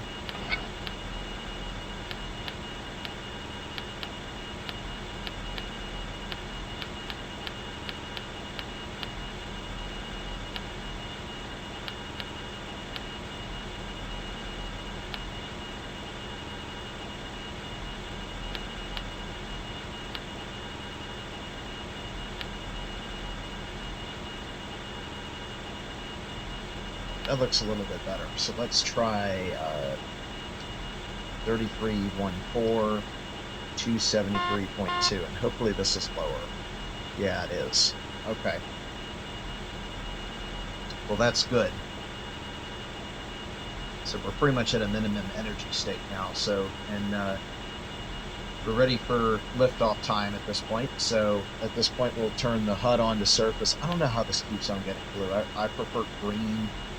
I mean, our home world here is blue. That's not it's not good to have this in this area. HUD color, let's set secondary HUD to green. All right, now we record the ship masses. So this is the Silver Rock Ascent. The fuel that we have is 20096. Total mass of the ship 38768. V1 is 0.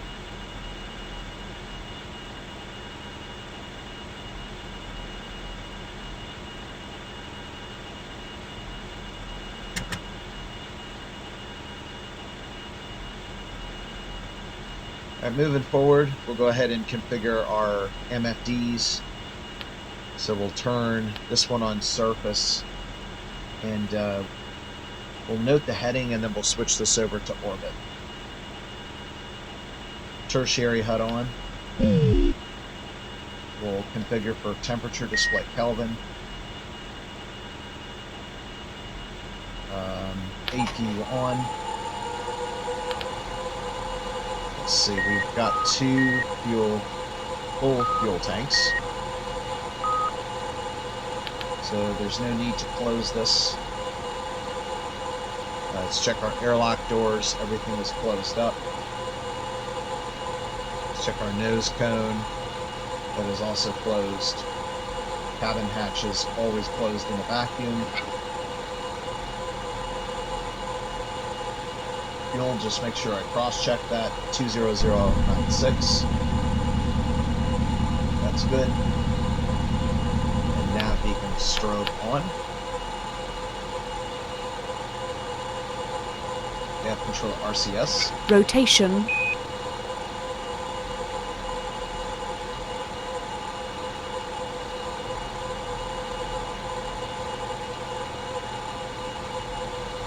Information. APU running. Alright, external cooling offline. Using onboard O2.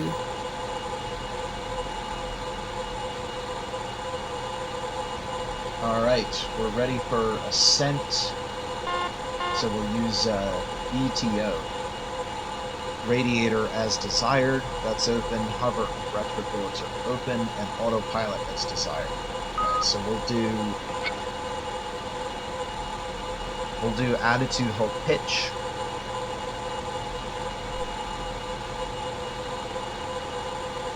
And we want rotation. Whoops, did not mean to do that.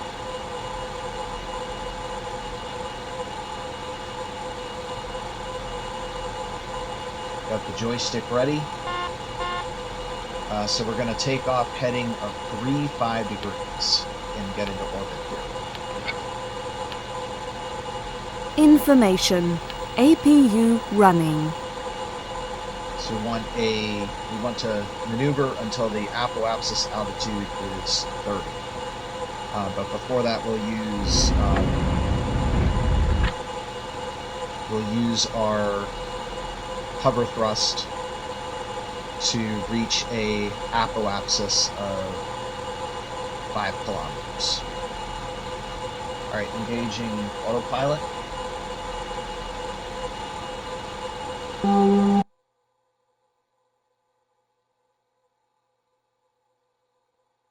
And we are all set.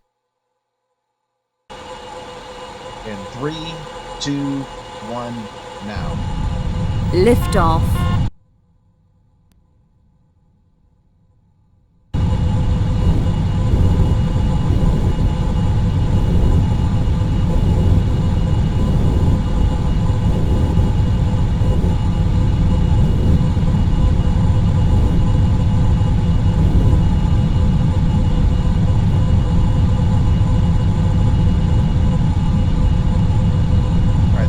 5,000 and yeah, 5,000. Good enough.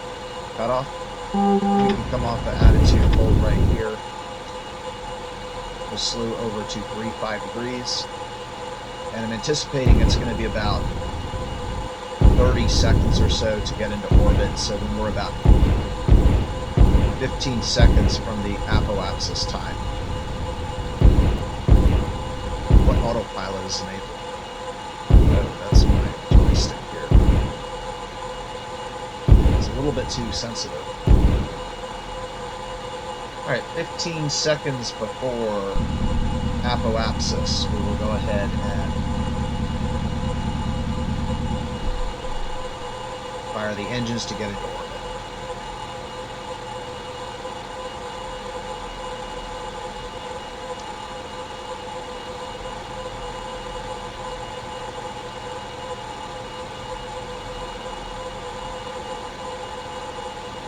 There's 20, Information. APU running. 17, 16, 15 now.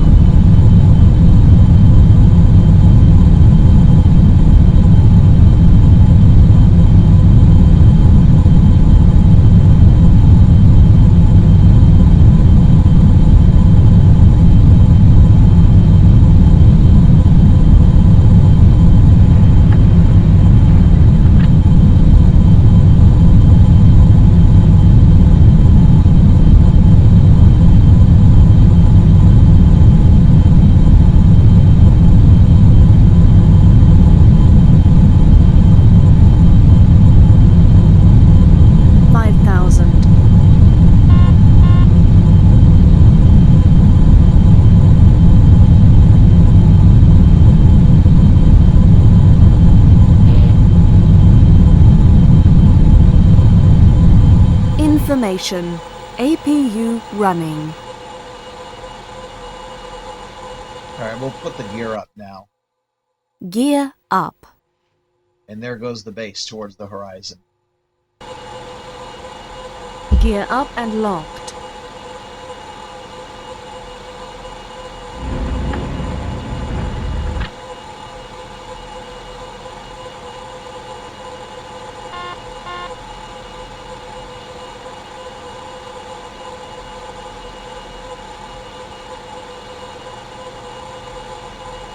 Alright, main engine cut off, secondary HUD to 5. Radiator... actually, you know what? Let's go ahead and fix this. We've got a lot of outward velocity that we need to fix right about now. So we'll do that with an absent line rotation.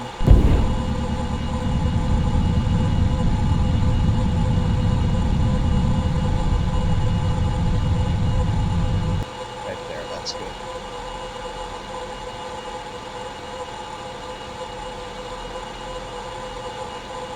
Alright, radiators open. Information. APU running. Elevator trim centered, AF control off, RCS rotation, HUD orbit, HUD 4,000 color is desired.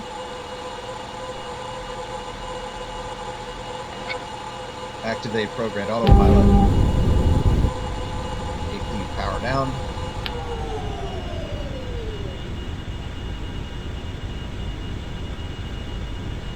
And no need for the lights anymore.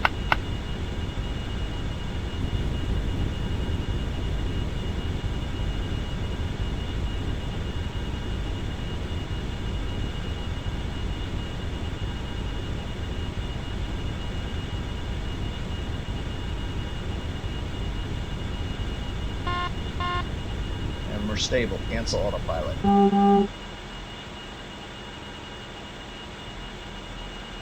Alright, so what I need to do now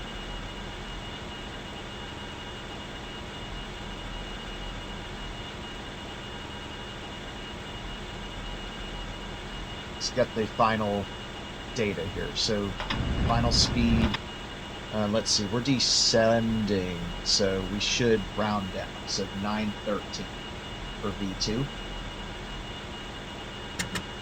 Final mass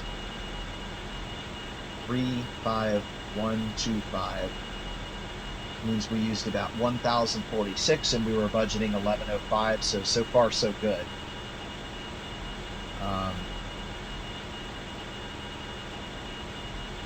Current fuel mass 16470.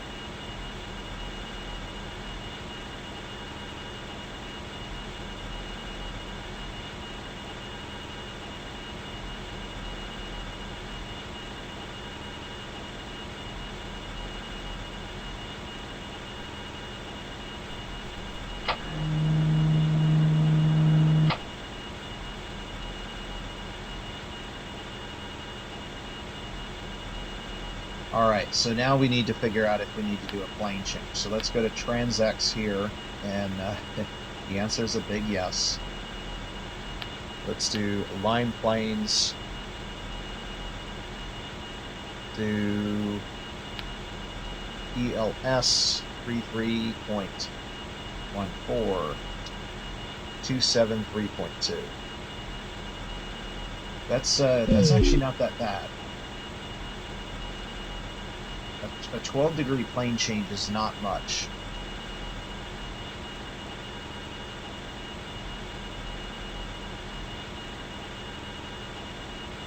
While that's happening, let's firm up our periapsis distance here.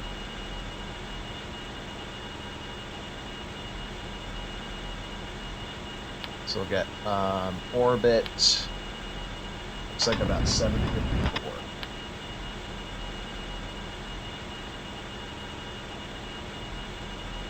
Right about there. And take note of our planes here. So we're going to need about a 20-second planar alignment. I'm going to go ahead and take note of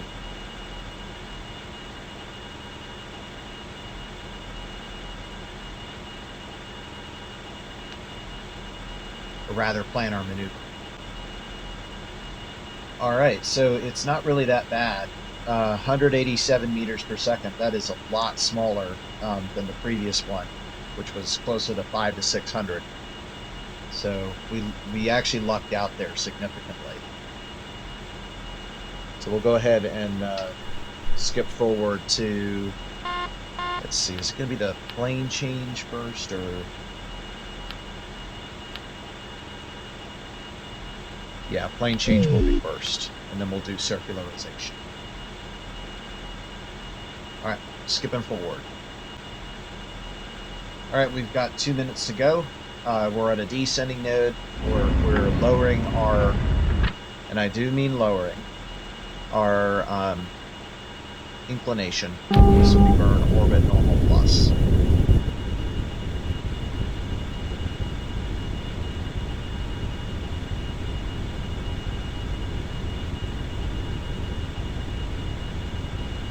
Something weird is going on with TransX here.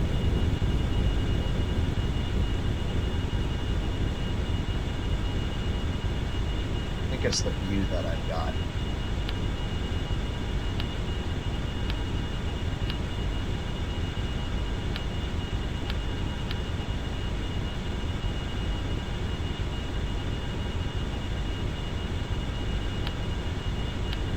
Strange.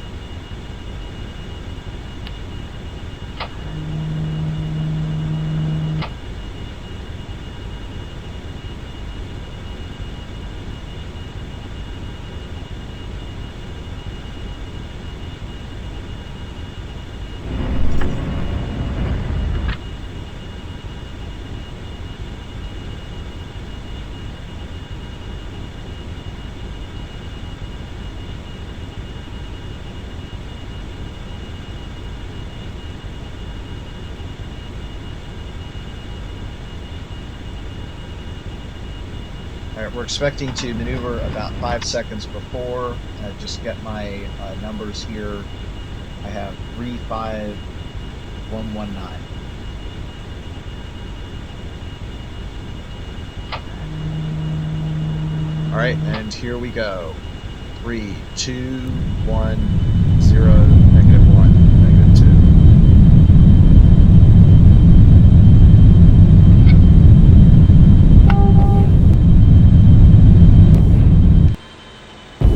Translation.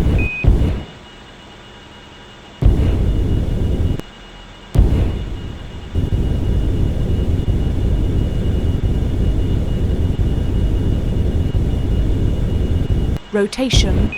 Translation.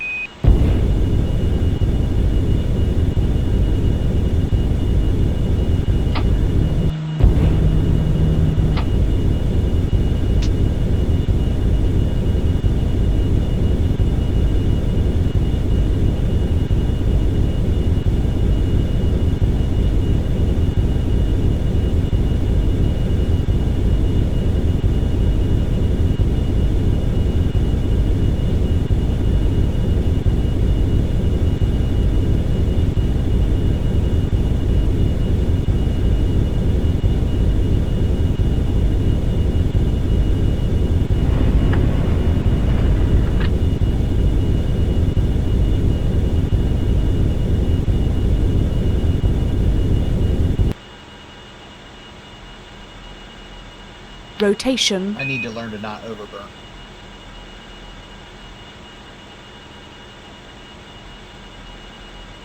Okay. We are now down to 34409. That was 216. Looking at 187. That was a tremendous overburn.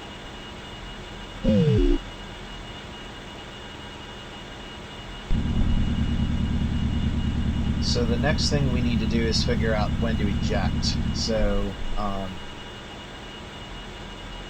if I do 71.6385, it is currently 0.5644, so we're 0.07 days away, or about 90 minutes. And given the density of this moon, we're not going to be going all the way around in 90 minutes. This is probably going to be about a 2-hour orbit. In fact, I should be able to figure it out if I go to... Here we go, T. 3583.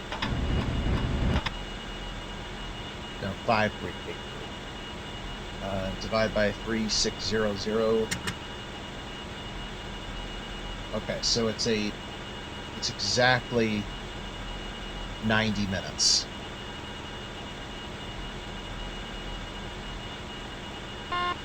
So now I have to make the decision, do we eject now or later? So the 90 minutes from now, if we end up here, that will be the ideal time to burn, which means we'd be a little bit further along. So we're gonna go one more lap before we make the ejection. However, we do need to circularize up here, so we'll do that next.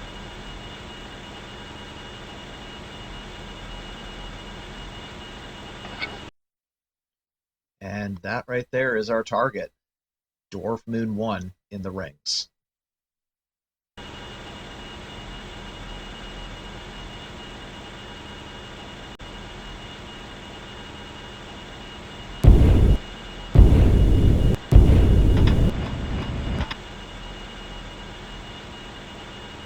Translation.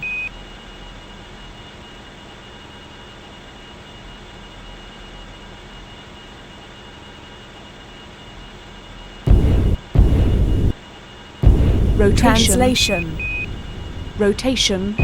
I used to not have an issue with rotation and translation, but for some reason recently Translation. I'm terribly getting those mixed up.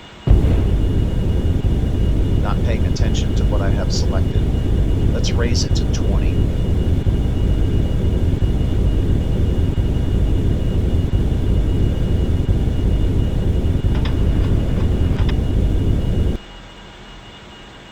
And we're good.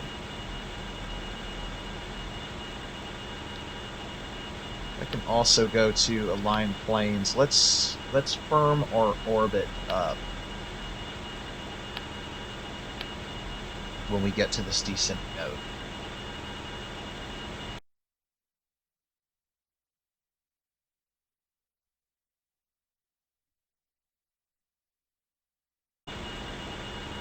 All right, we'll do this via translation.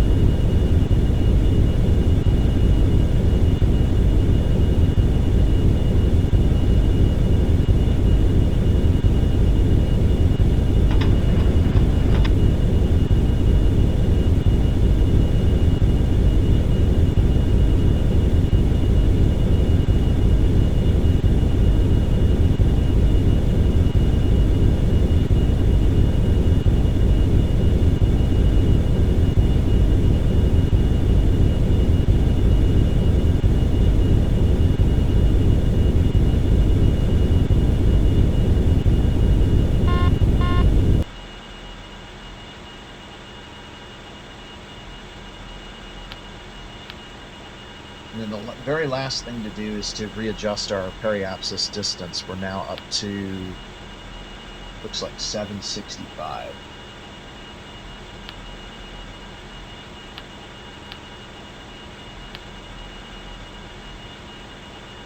That's good.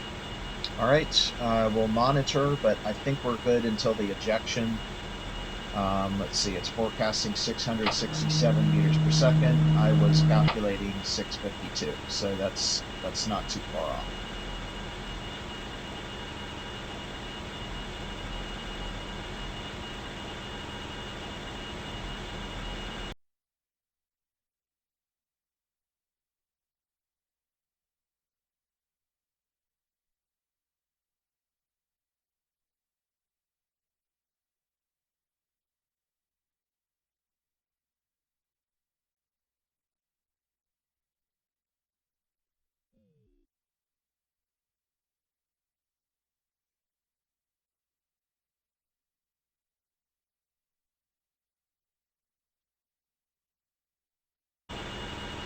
I'm really glad I waited one more orbit. Look at how close we are.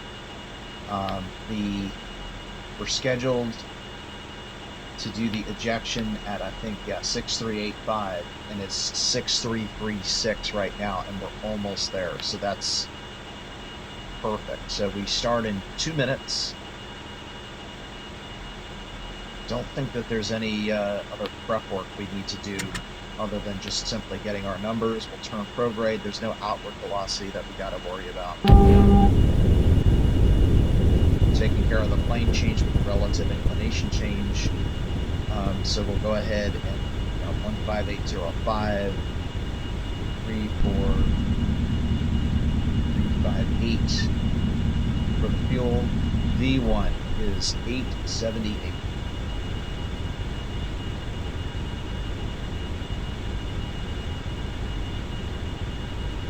We're now ready to go, 100 seconds out.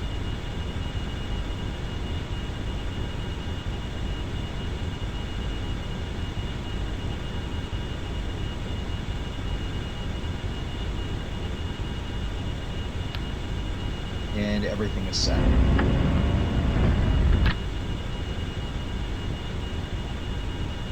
Rotation.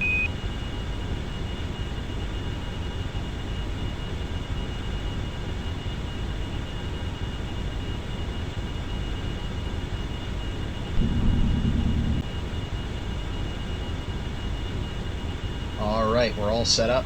My goal here is to not overburn. We'll do any correction with translation coming up to it. Don't overdo it. All right. 5, 4, 3 on 2, 1, 0, -1, -2.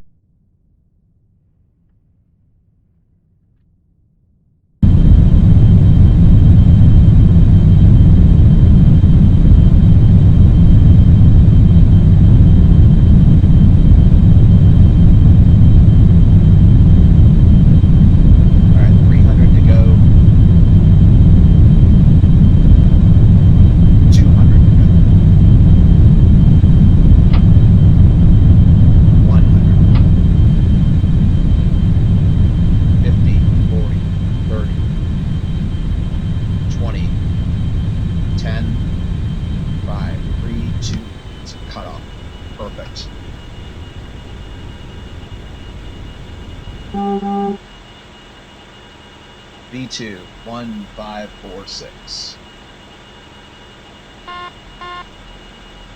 Massive ship 32245. So that used 673 meters per second. I think that was really close to what we planned, but about 21 higher than calculated. I think I'm still netting positive though for this trip. I used 2056. I expected to use 1944. Now I'm a little bit negative, but just a little bit.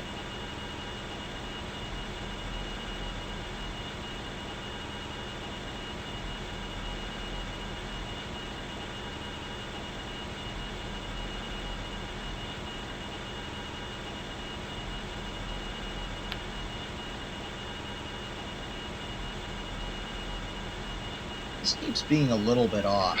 I don't know what it is. I mean, maybe it has something to do with the exact time that we do this versus the ideal time, because the distances are small, but we'll have to wait until we get into deeper orbit to figure out what our situation is.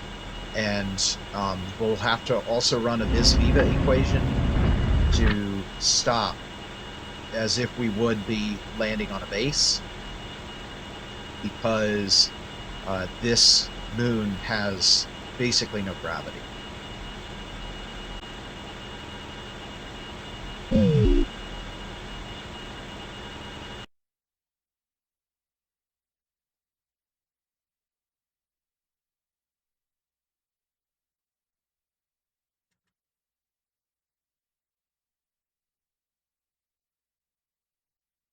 And it's goodbye to Silver Rock again.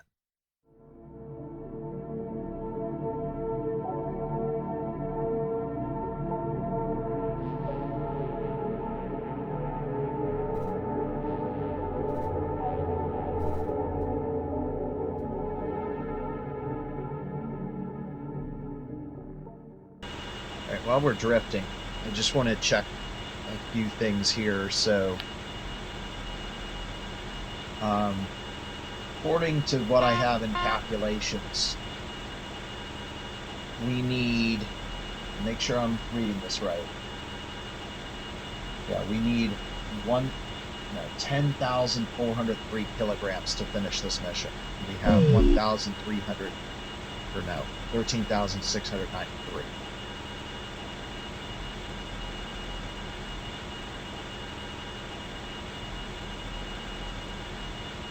Alright, so let's see what we're going to be about 5,000 kilometers off. That's a lot. So let's do our maneuver mode here, although first I want to change the plan to focus. There we go.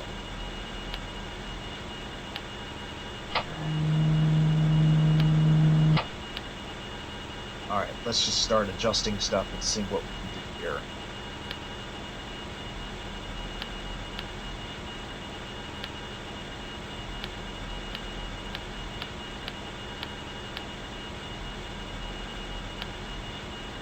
I really don't like those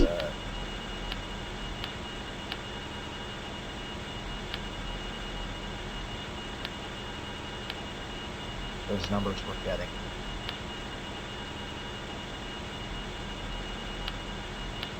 Let's try some outward, see what that does.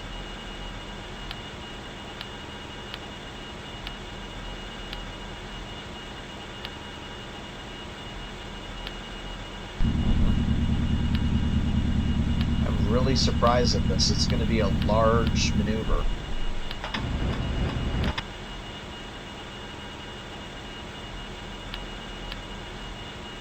I tried to plan this really well. I don't understand what's going on.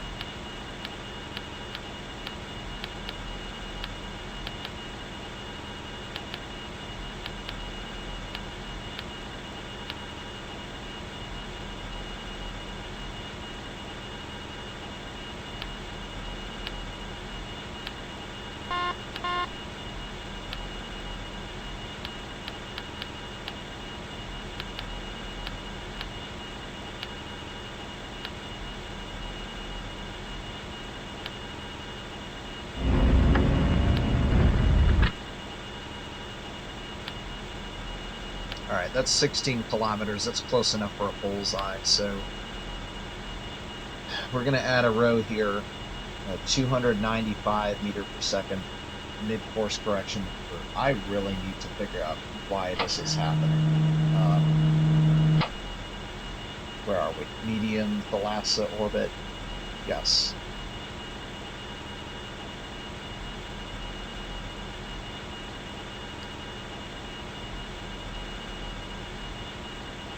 Alright. 295 for calculated.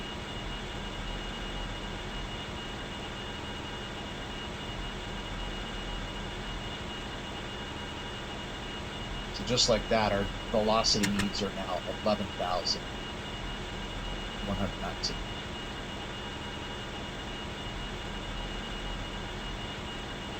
And let's do this thing.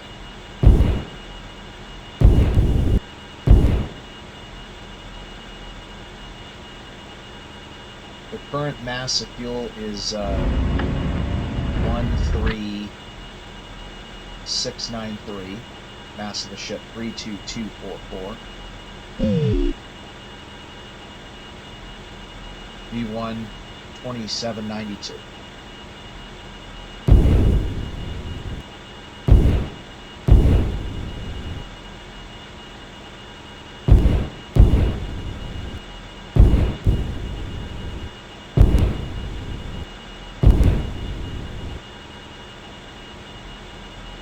All right, here we go.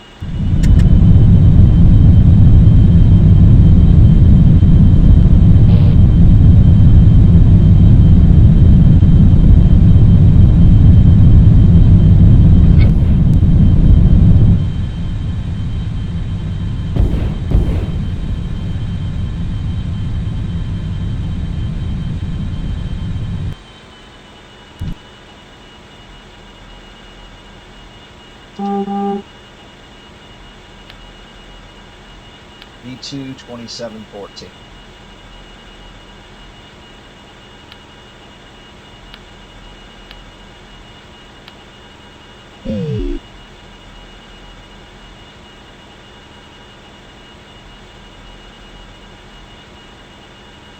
And we're still off.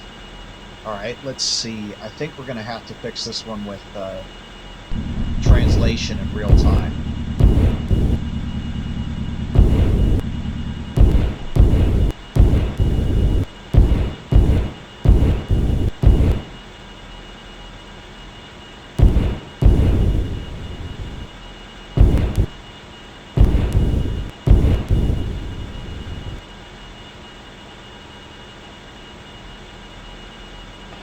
Off. Rotation. Translation. Alright, let's see what we can do. Oh, but we should get the mass, the new mass of the ship. 31354. So that was 297 meters per second, so about 1 or 2 loss there.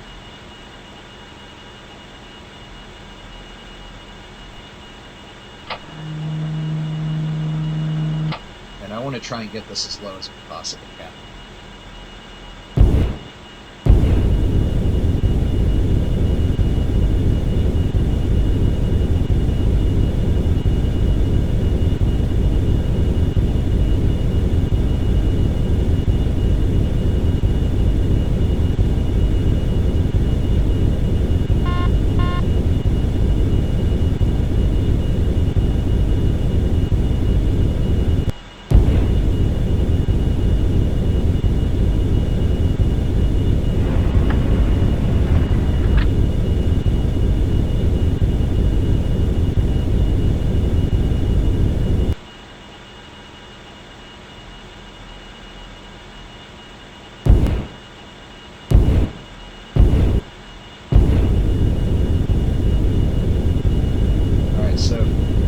Outward, and now we're going translating down in plane.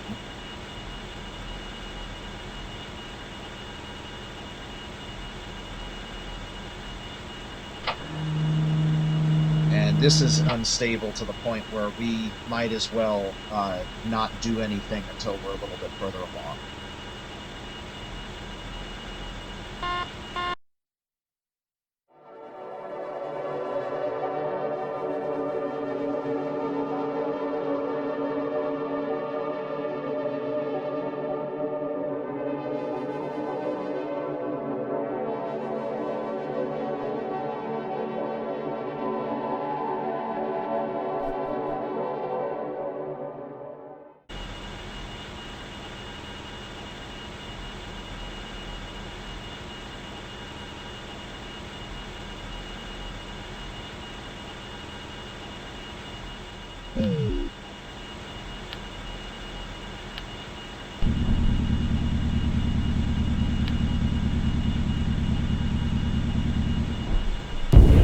Rotation.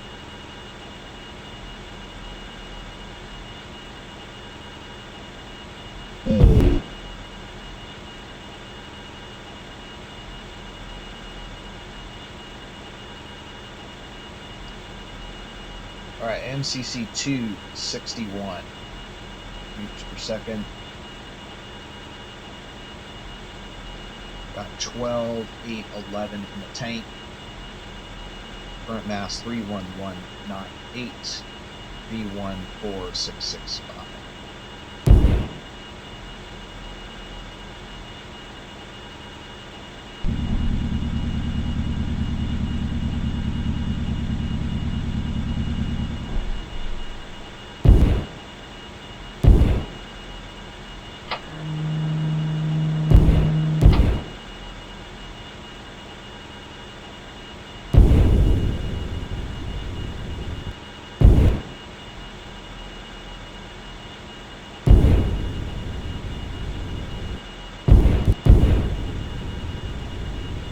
Alright, wasting no time.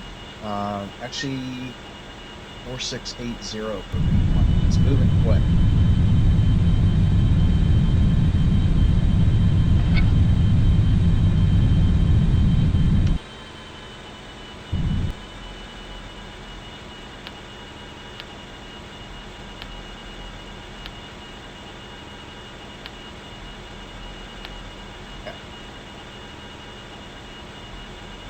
Should probably firm that up with translation. We're getting to the point where that's going to start mattering.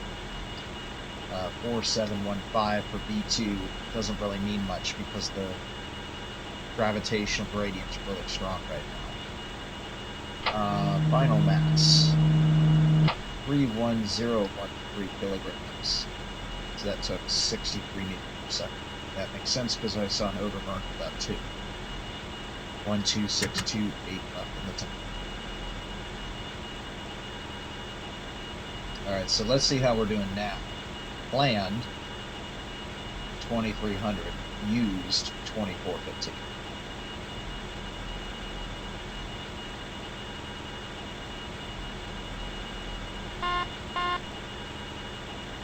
Alright, let's fix the what little difference we have here.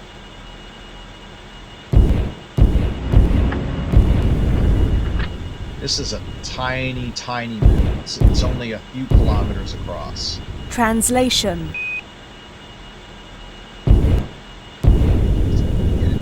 Even in asteroid terms, it's small.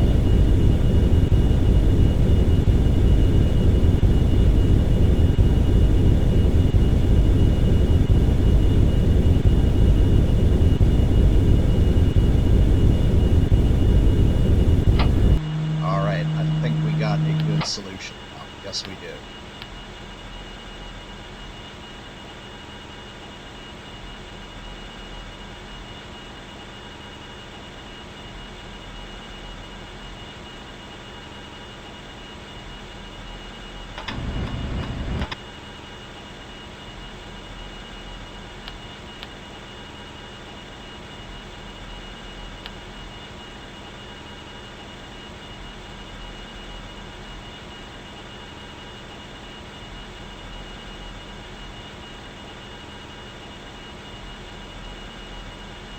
All right, we're starting to move into the rings here, so this is where we're really starting to close in.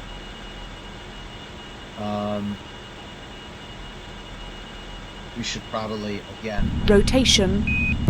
firm up the approach.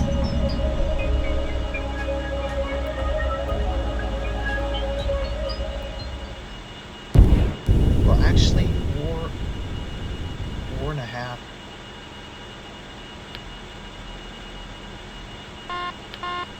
Actually, I think we're okay for now. We don't want to get too close.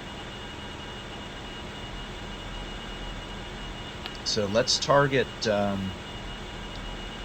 7D1. We're getting close. The other thing I think we should do is go ahead and face over the moon. sync orbit to 71.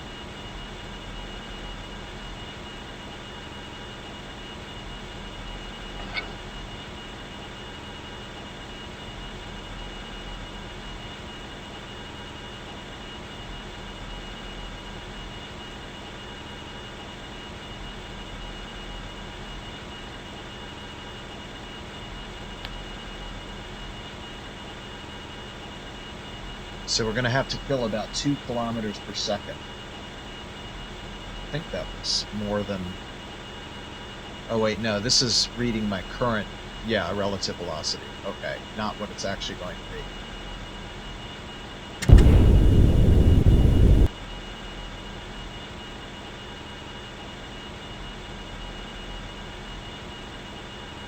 Alright, so this is going to happen at about 15 minutes from now, so it's time for us to do the vis-viva equation. So, let's see, the parent mass of the system is 7.2 times 10 to the 24 kilograms. Our semi-major axis, we should know what that is. That's going to be 28.39 times 10 to the 6th.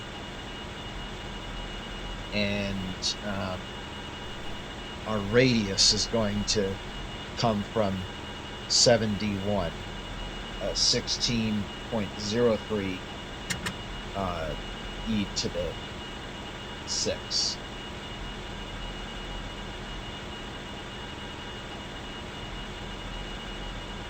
So that means V1 is going to be 6558. And then if I recalculate for V2 on 603, V2 is going to be 5474. So I'm showing a total delta V needed of 1,084 meters per second. Let's see how we planned that. Calculated 1154. So we're actually doing a little better. So let's do maneuver timing for 1084. Delta V needed is 1084. The ship initial mass is 30994. Tank capacity is 20396.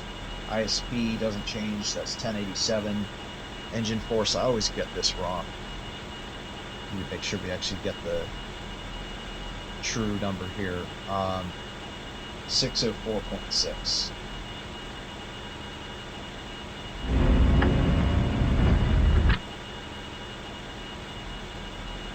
Oh my gosh, is that it? Yeah, that's it. That's our asteroid right there, transiting in front of Eta Crucis.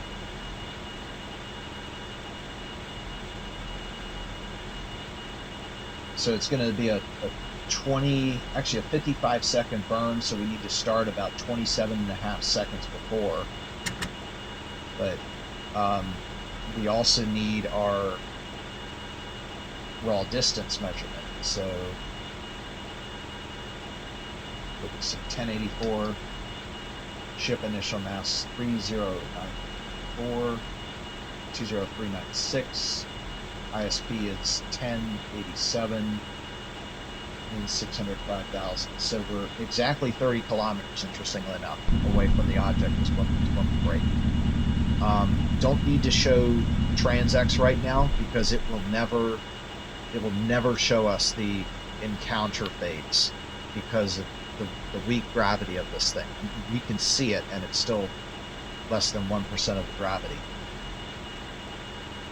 So let's go to surface, and that will tell us what our true distance is from 71. So right now we're 1,270 kilometers out.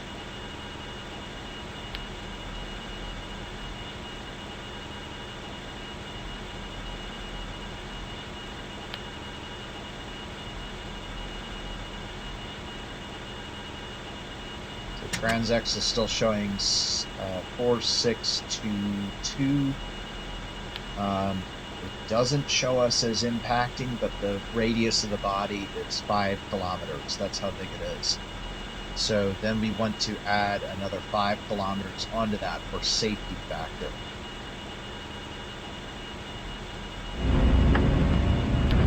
So you know what? I think we're actually, believe it or not, too close. Translation. Let's see if we can back out just a little bit here to bring that number over 5.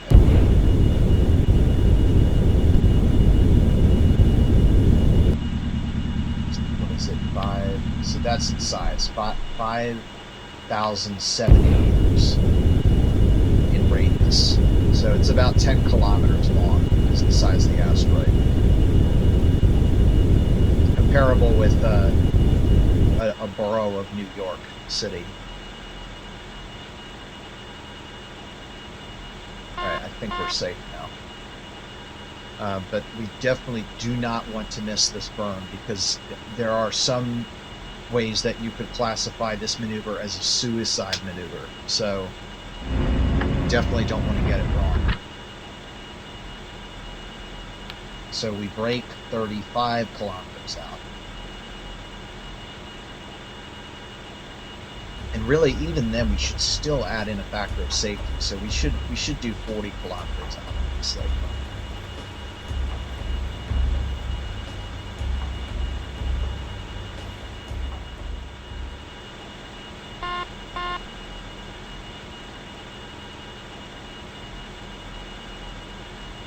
So it looks like the ground speed is actually significantly higher than what I was anticipating. I'm not exactly sure why that is, but if you look at surface, it's actually telling you rotation.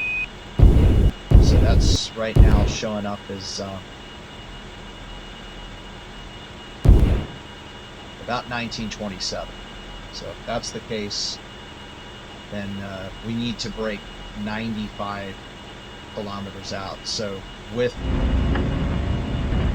protection, it would be 110.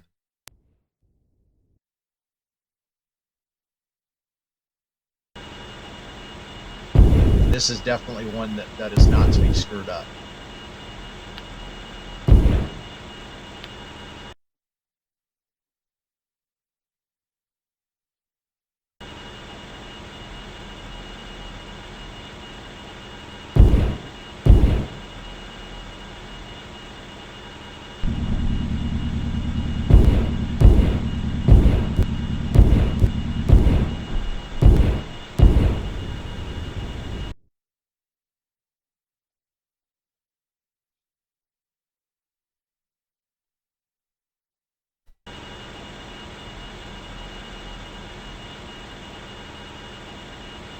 It's in that blind spot. Unfortunately, I can't see the velocity vector.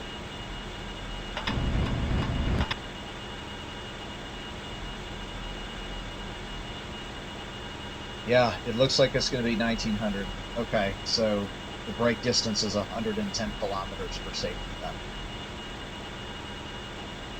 Alright, quick save. This is a very risky maneuver we're doing here. Let's see. 12628 30977 tank B1 1901.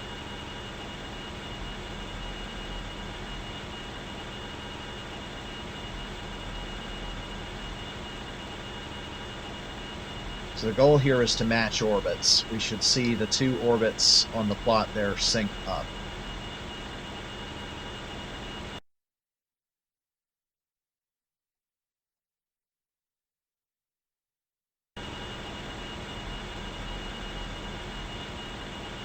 And we want to see the vertical speed here drop to 0.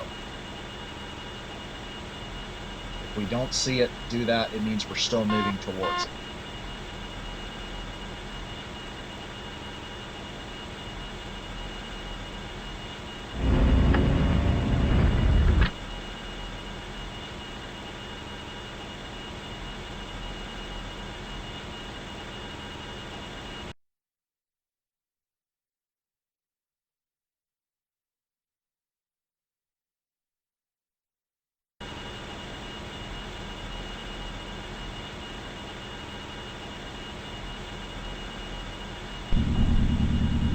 And if for some reason something goes wrong, we're going to turn left and burn outwards and cause us to miss it by shooting by it.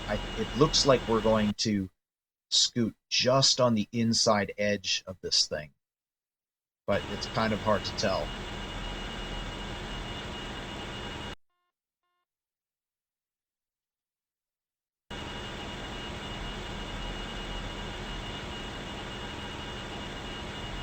All right, we're now in the 200s. Again, maneuvering when we get to 110.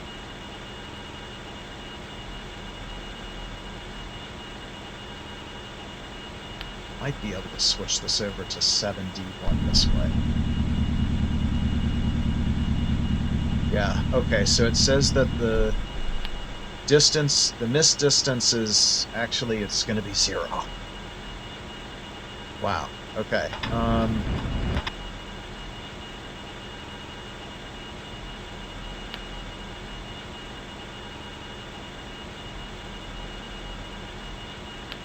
right, we're now in the 190s.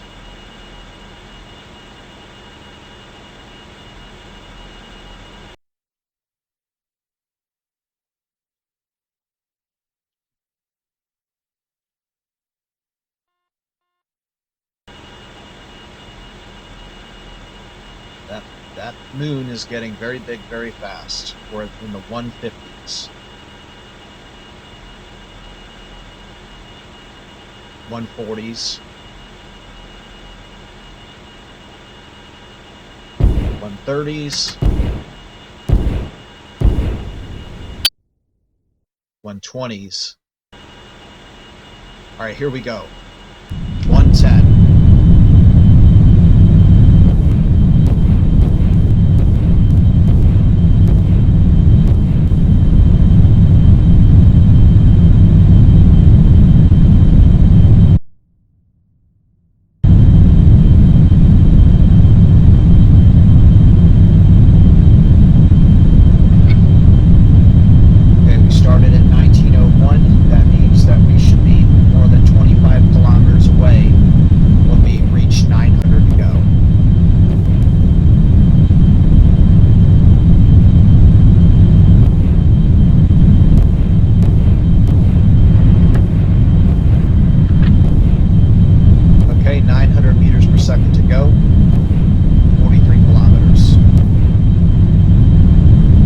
Down to 800 for now.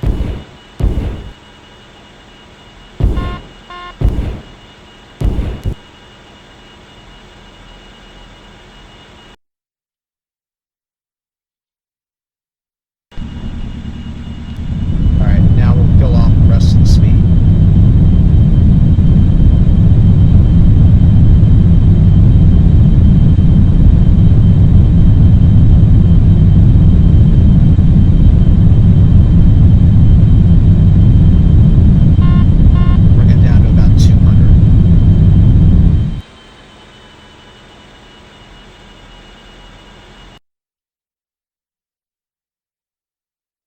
Okay, we are just passing on the inside of this moon.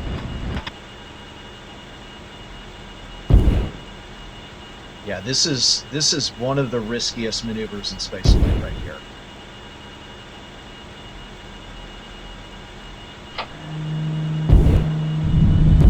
All right, let's do the rest of the speed matching here.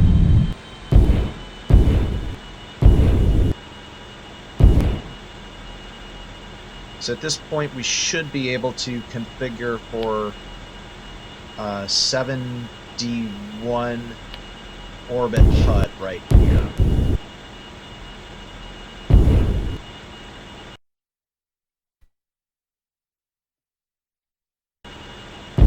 Okay.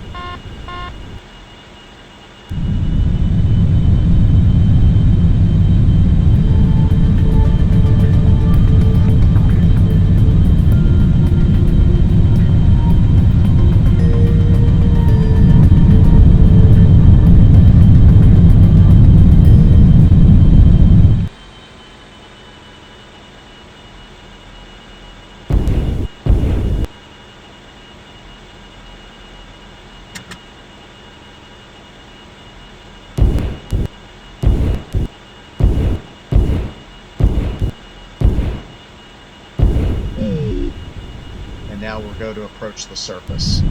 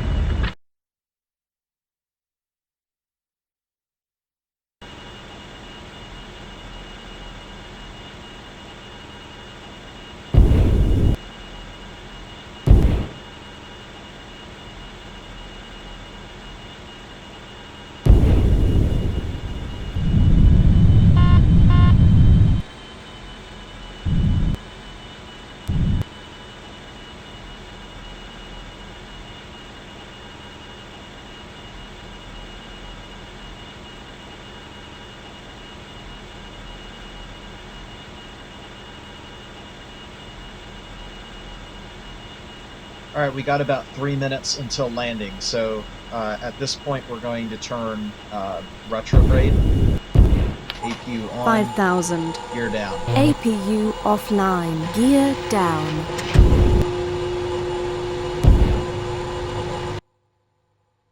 Gear down and locked.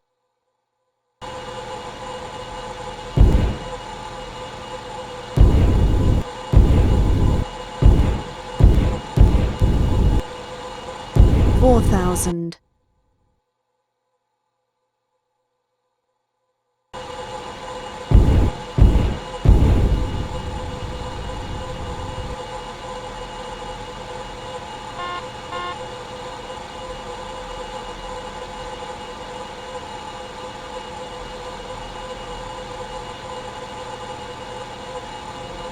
Three thousand.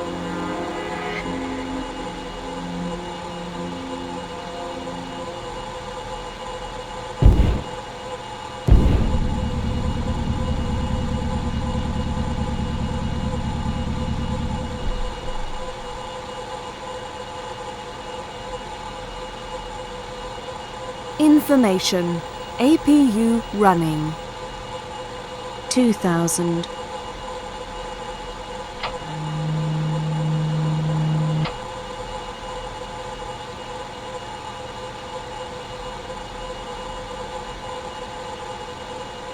All right, You are cleared to land. Checklist.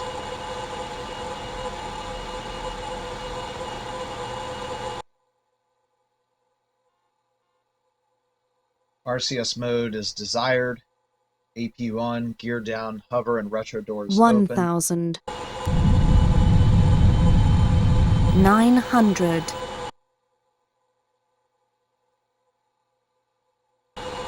No lights are 800. necessary, and autopilot as desired. 700. Don't need any right now, but we'll be prepared for the attitude hold when it comes time. Let's go over to surface. Information. 600. APU running.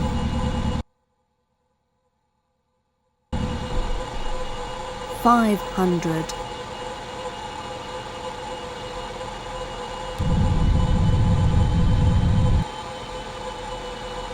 400.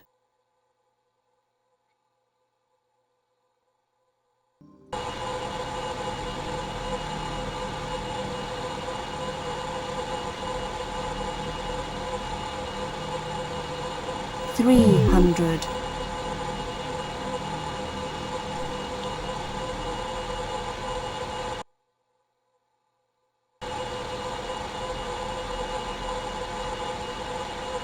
'Crazy, we're 650 feet from it and it's still round. 200.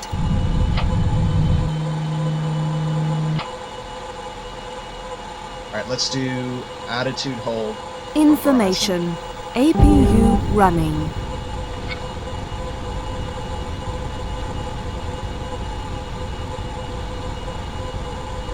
Translation.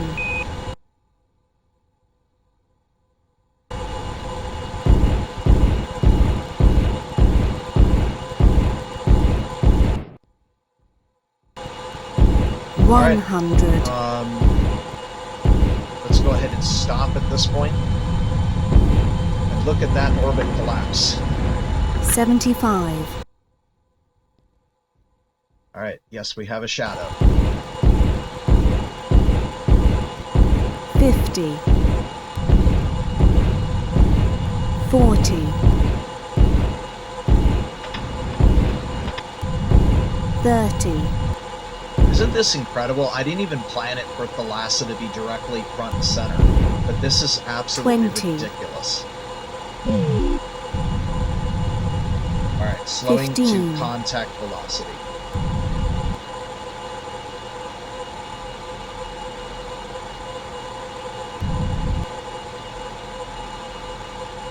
Ten. 9. 8. 7. 6. Oh no, don't do that. 5. 4.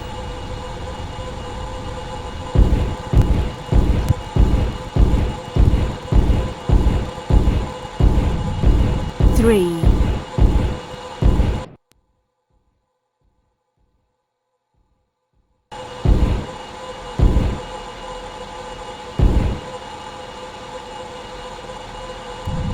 2.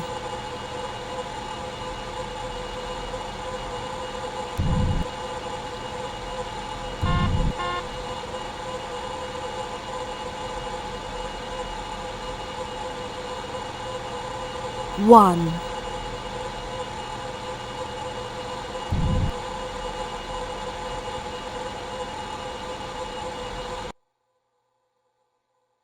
'Just nice and gently settle onto this thing. Touchdown. Liftoff. Right. Touchdown. Liftoff. Touchdown. This'll Liftoff. Touchdown. Liftoff. Touchdown. Lift. Touchdown. Liftoff. Touchdown. Liftoff. So what's going touchdown. on is the gravity of this moon Liftoff. is incredibly Touchdown. weak. Liftoff. And Touchdown. Liftoff. we're kind of in like a quasi-state. Touchdown. Touchdown. Liftoff. Touchdown. Liftoff. we're not Touchdown. fully on the Liftoff. surface. Touchdown. Touchdown. Touchdown. Liftoff. Touchdown. Liftoff. Touchdown. Lift. Touchdown. Liftoff. Touchdown. See if we can Liftoff. stop this with the Touchdown. brakes. Wheel stop. There we go. That normally works. Rotation. Alright. So folks, we are sitting on the smallest moon and the innermost moon of Thalassa, Dwarf Moon 1 in the rings. And look at how tiny this thing is. I'm going to zoom out. You'll be able to see from the full disk image of the asteroid. Information. You can still see the XO2. APU running. Incredible.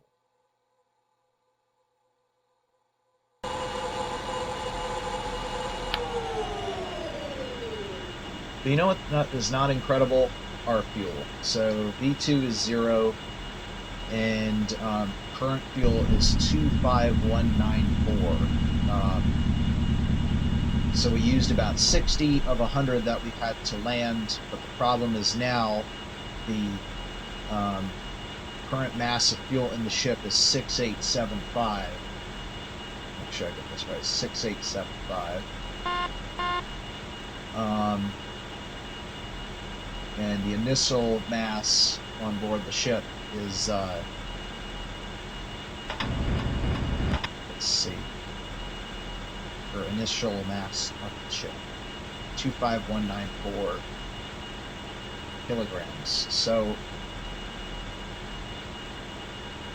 we have a problem, and that is this is now planned that we're talking about. The planned fuel that we need to get back is 7,160 kilograms. But as you can see, we're now at 6,875. So we're going to need about, I think I calculated, 1,500 to reach Gold Rock, 730 to do the encounter, and 1,222 to get back. So that's 3,442, and it's 6,875. Fortunately, we do not have the mass to get that. So I am going to think about what we're going to do now, whether we're going to go back to Silver Rock or if we're going to press to Gold Rock with reserves here. So I'm going to think about that and eat some lunch on this asteroid.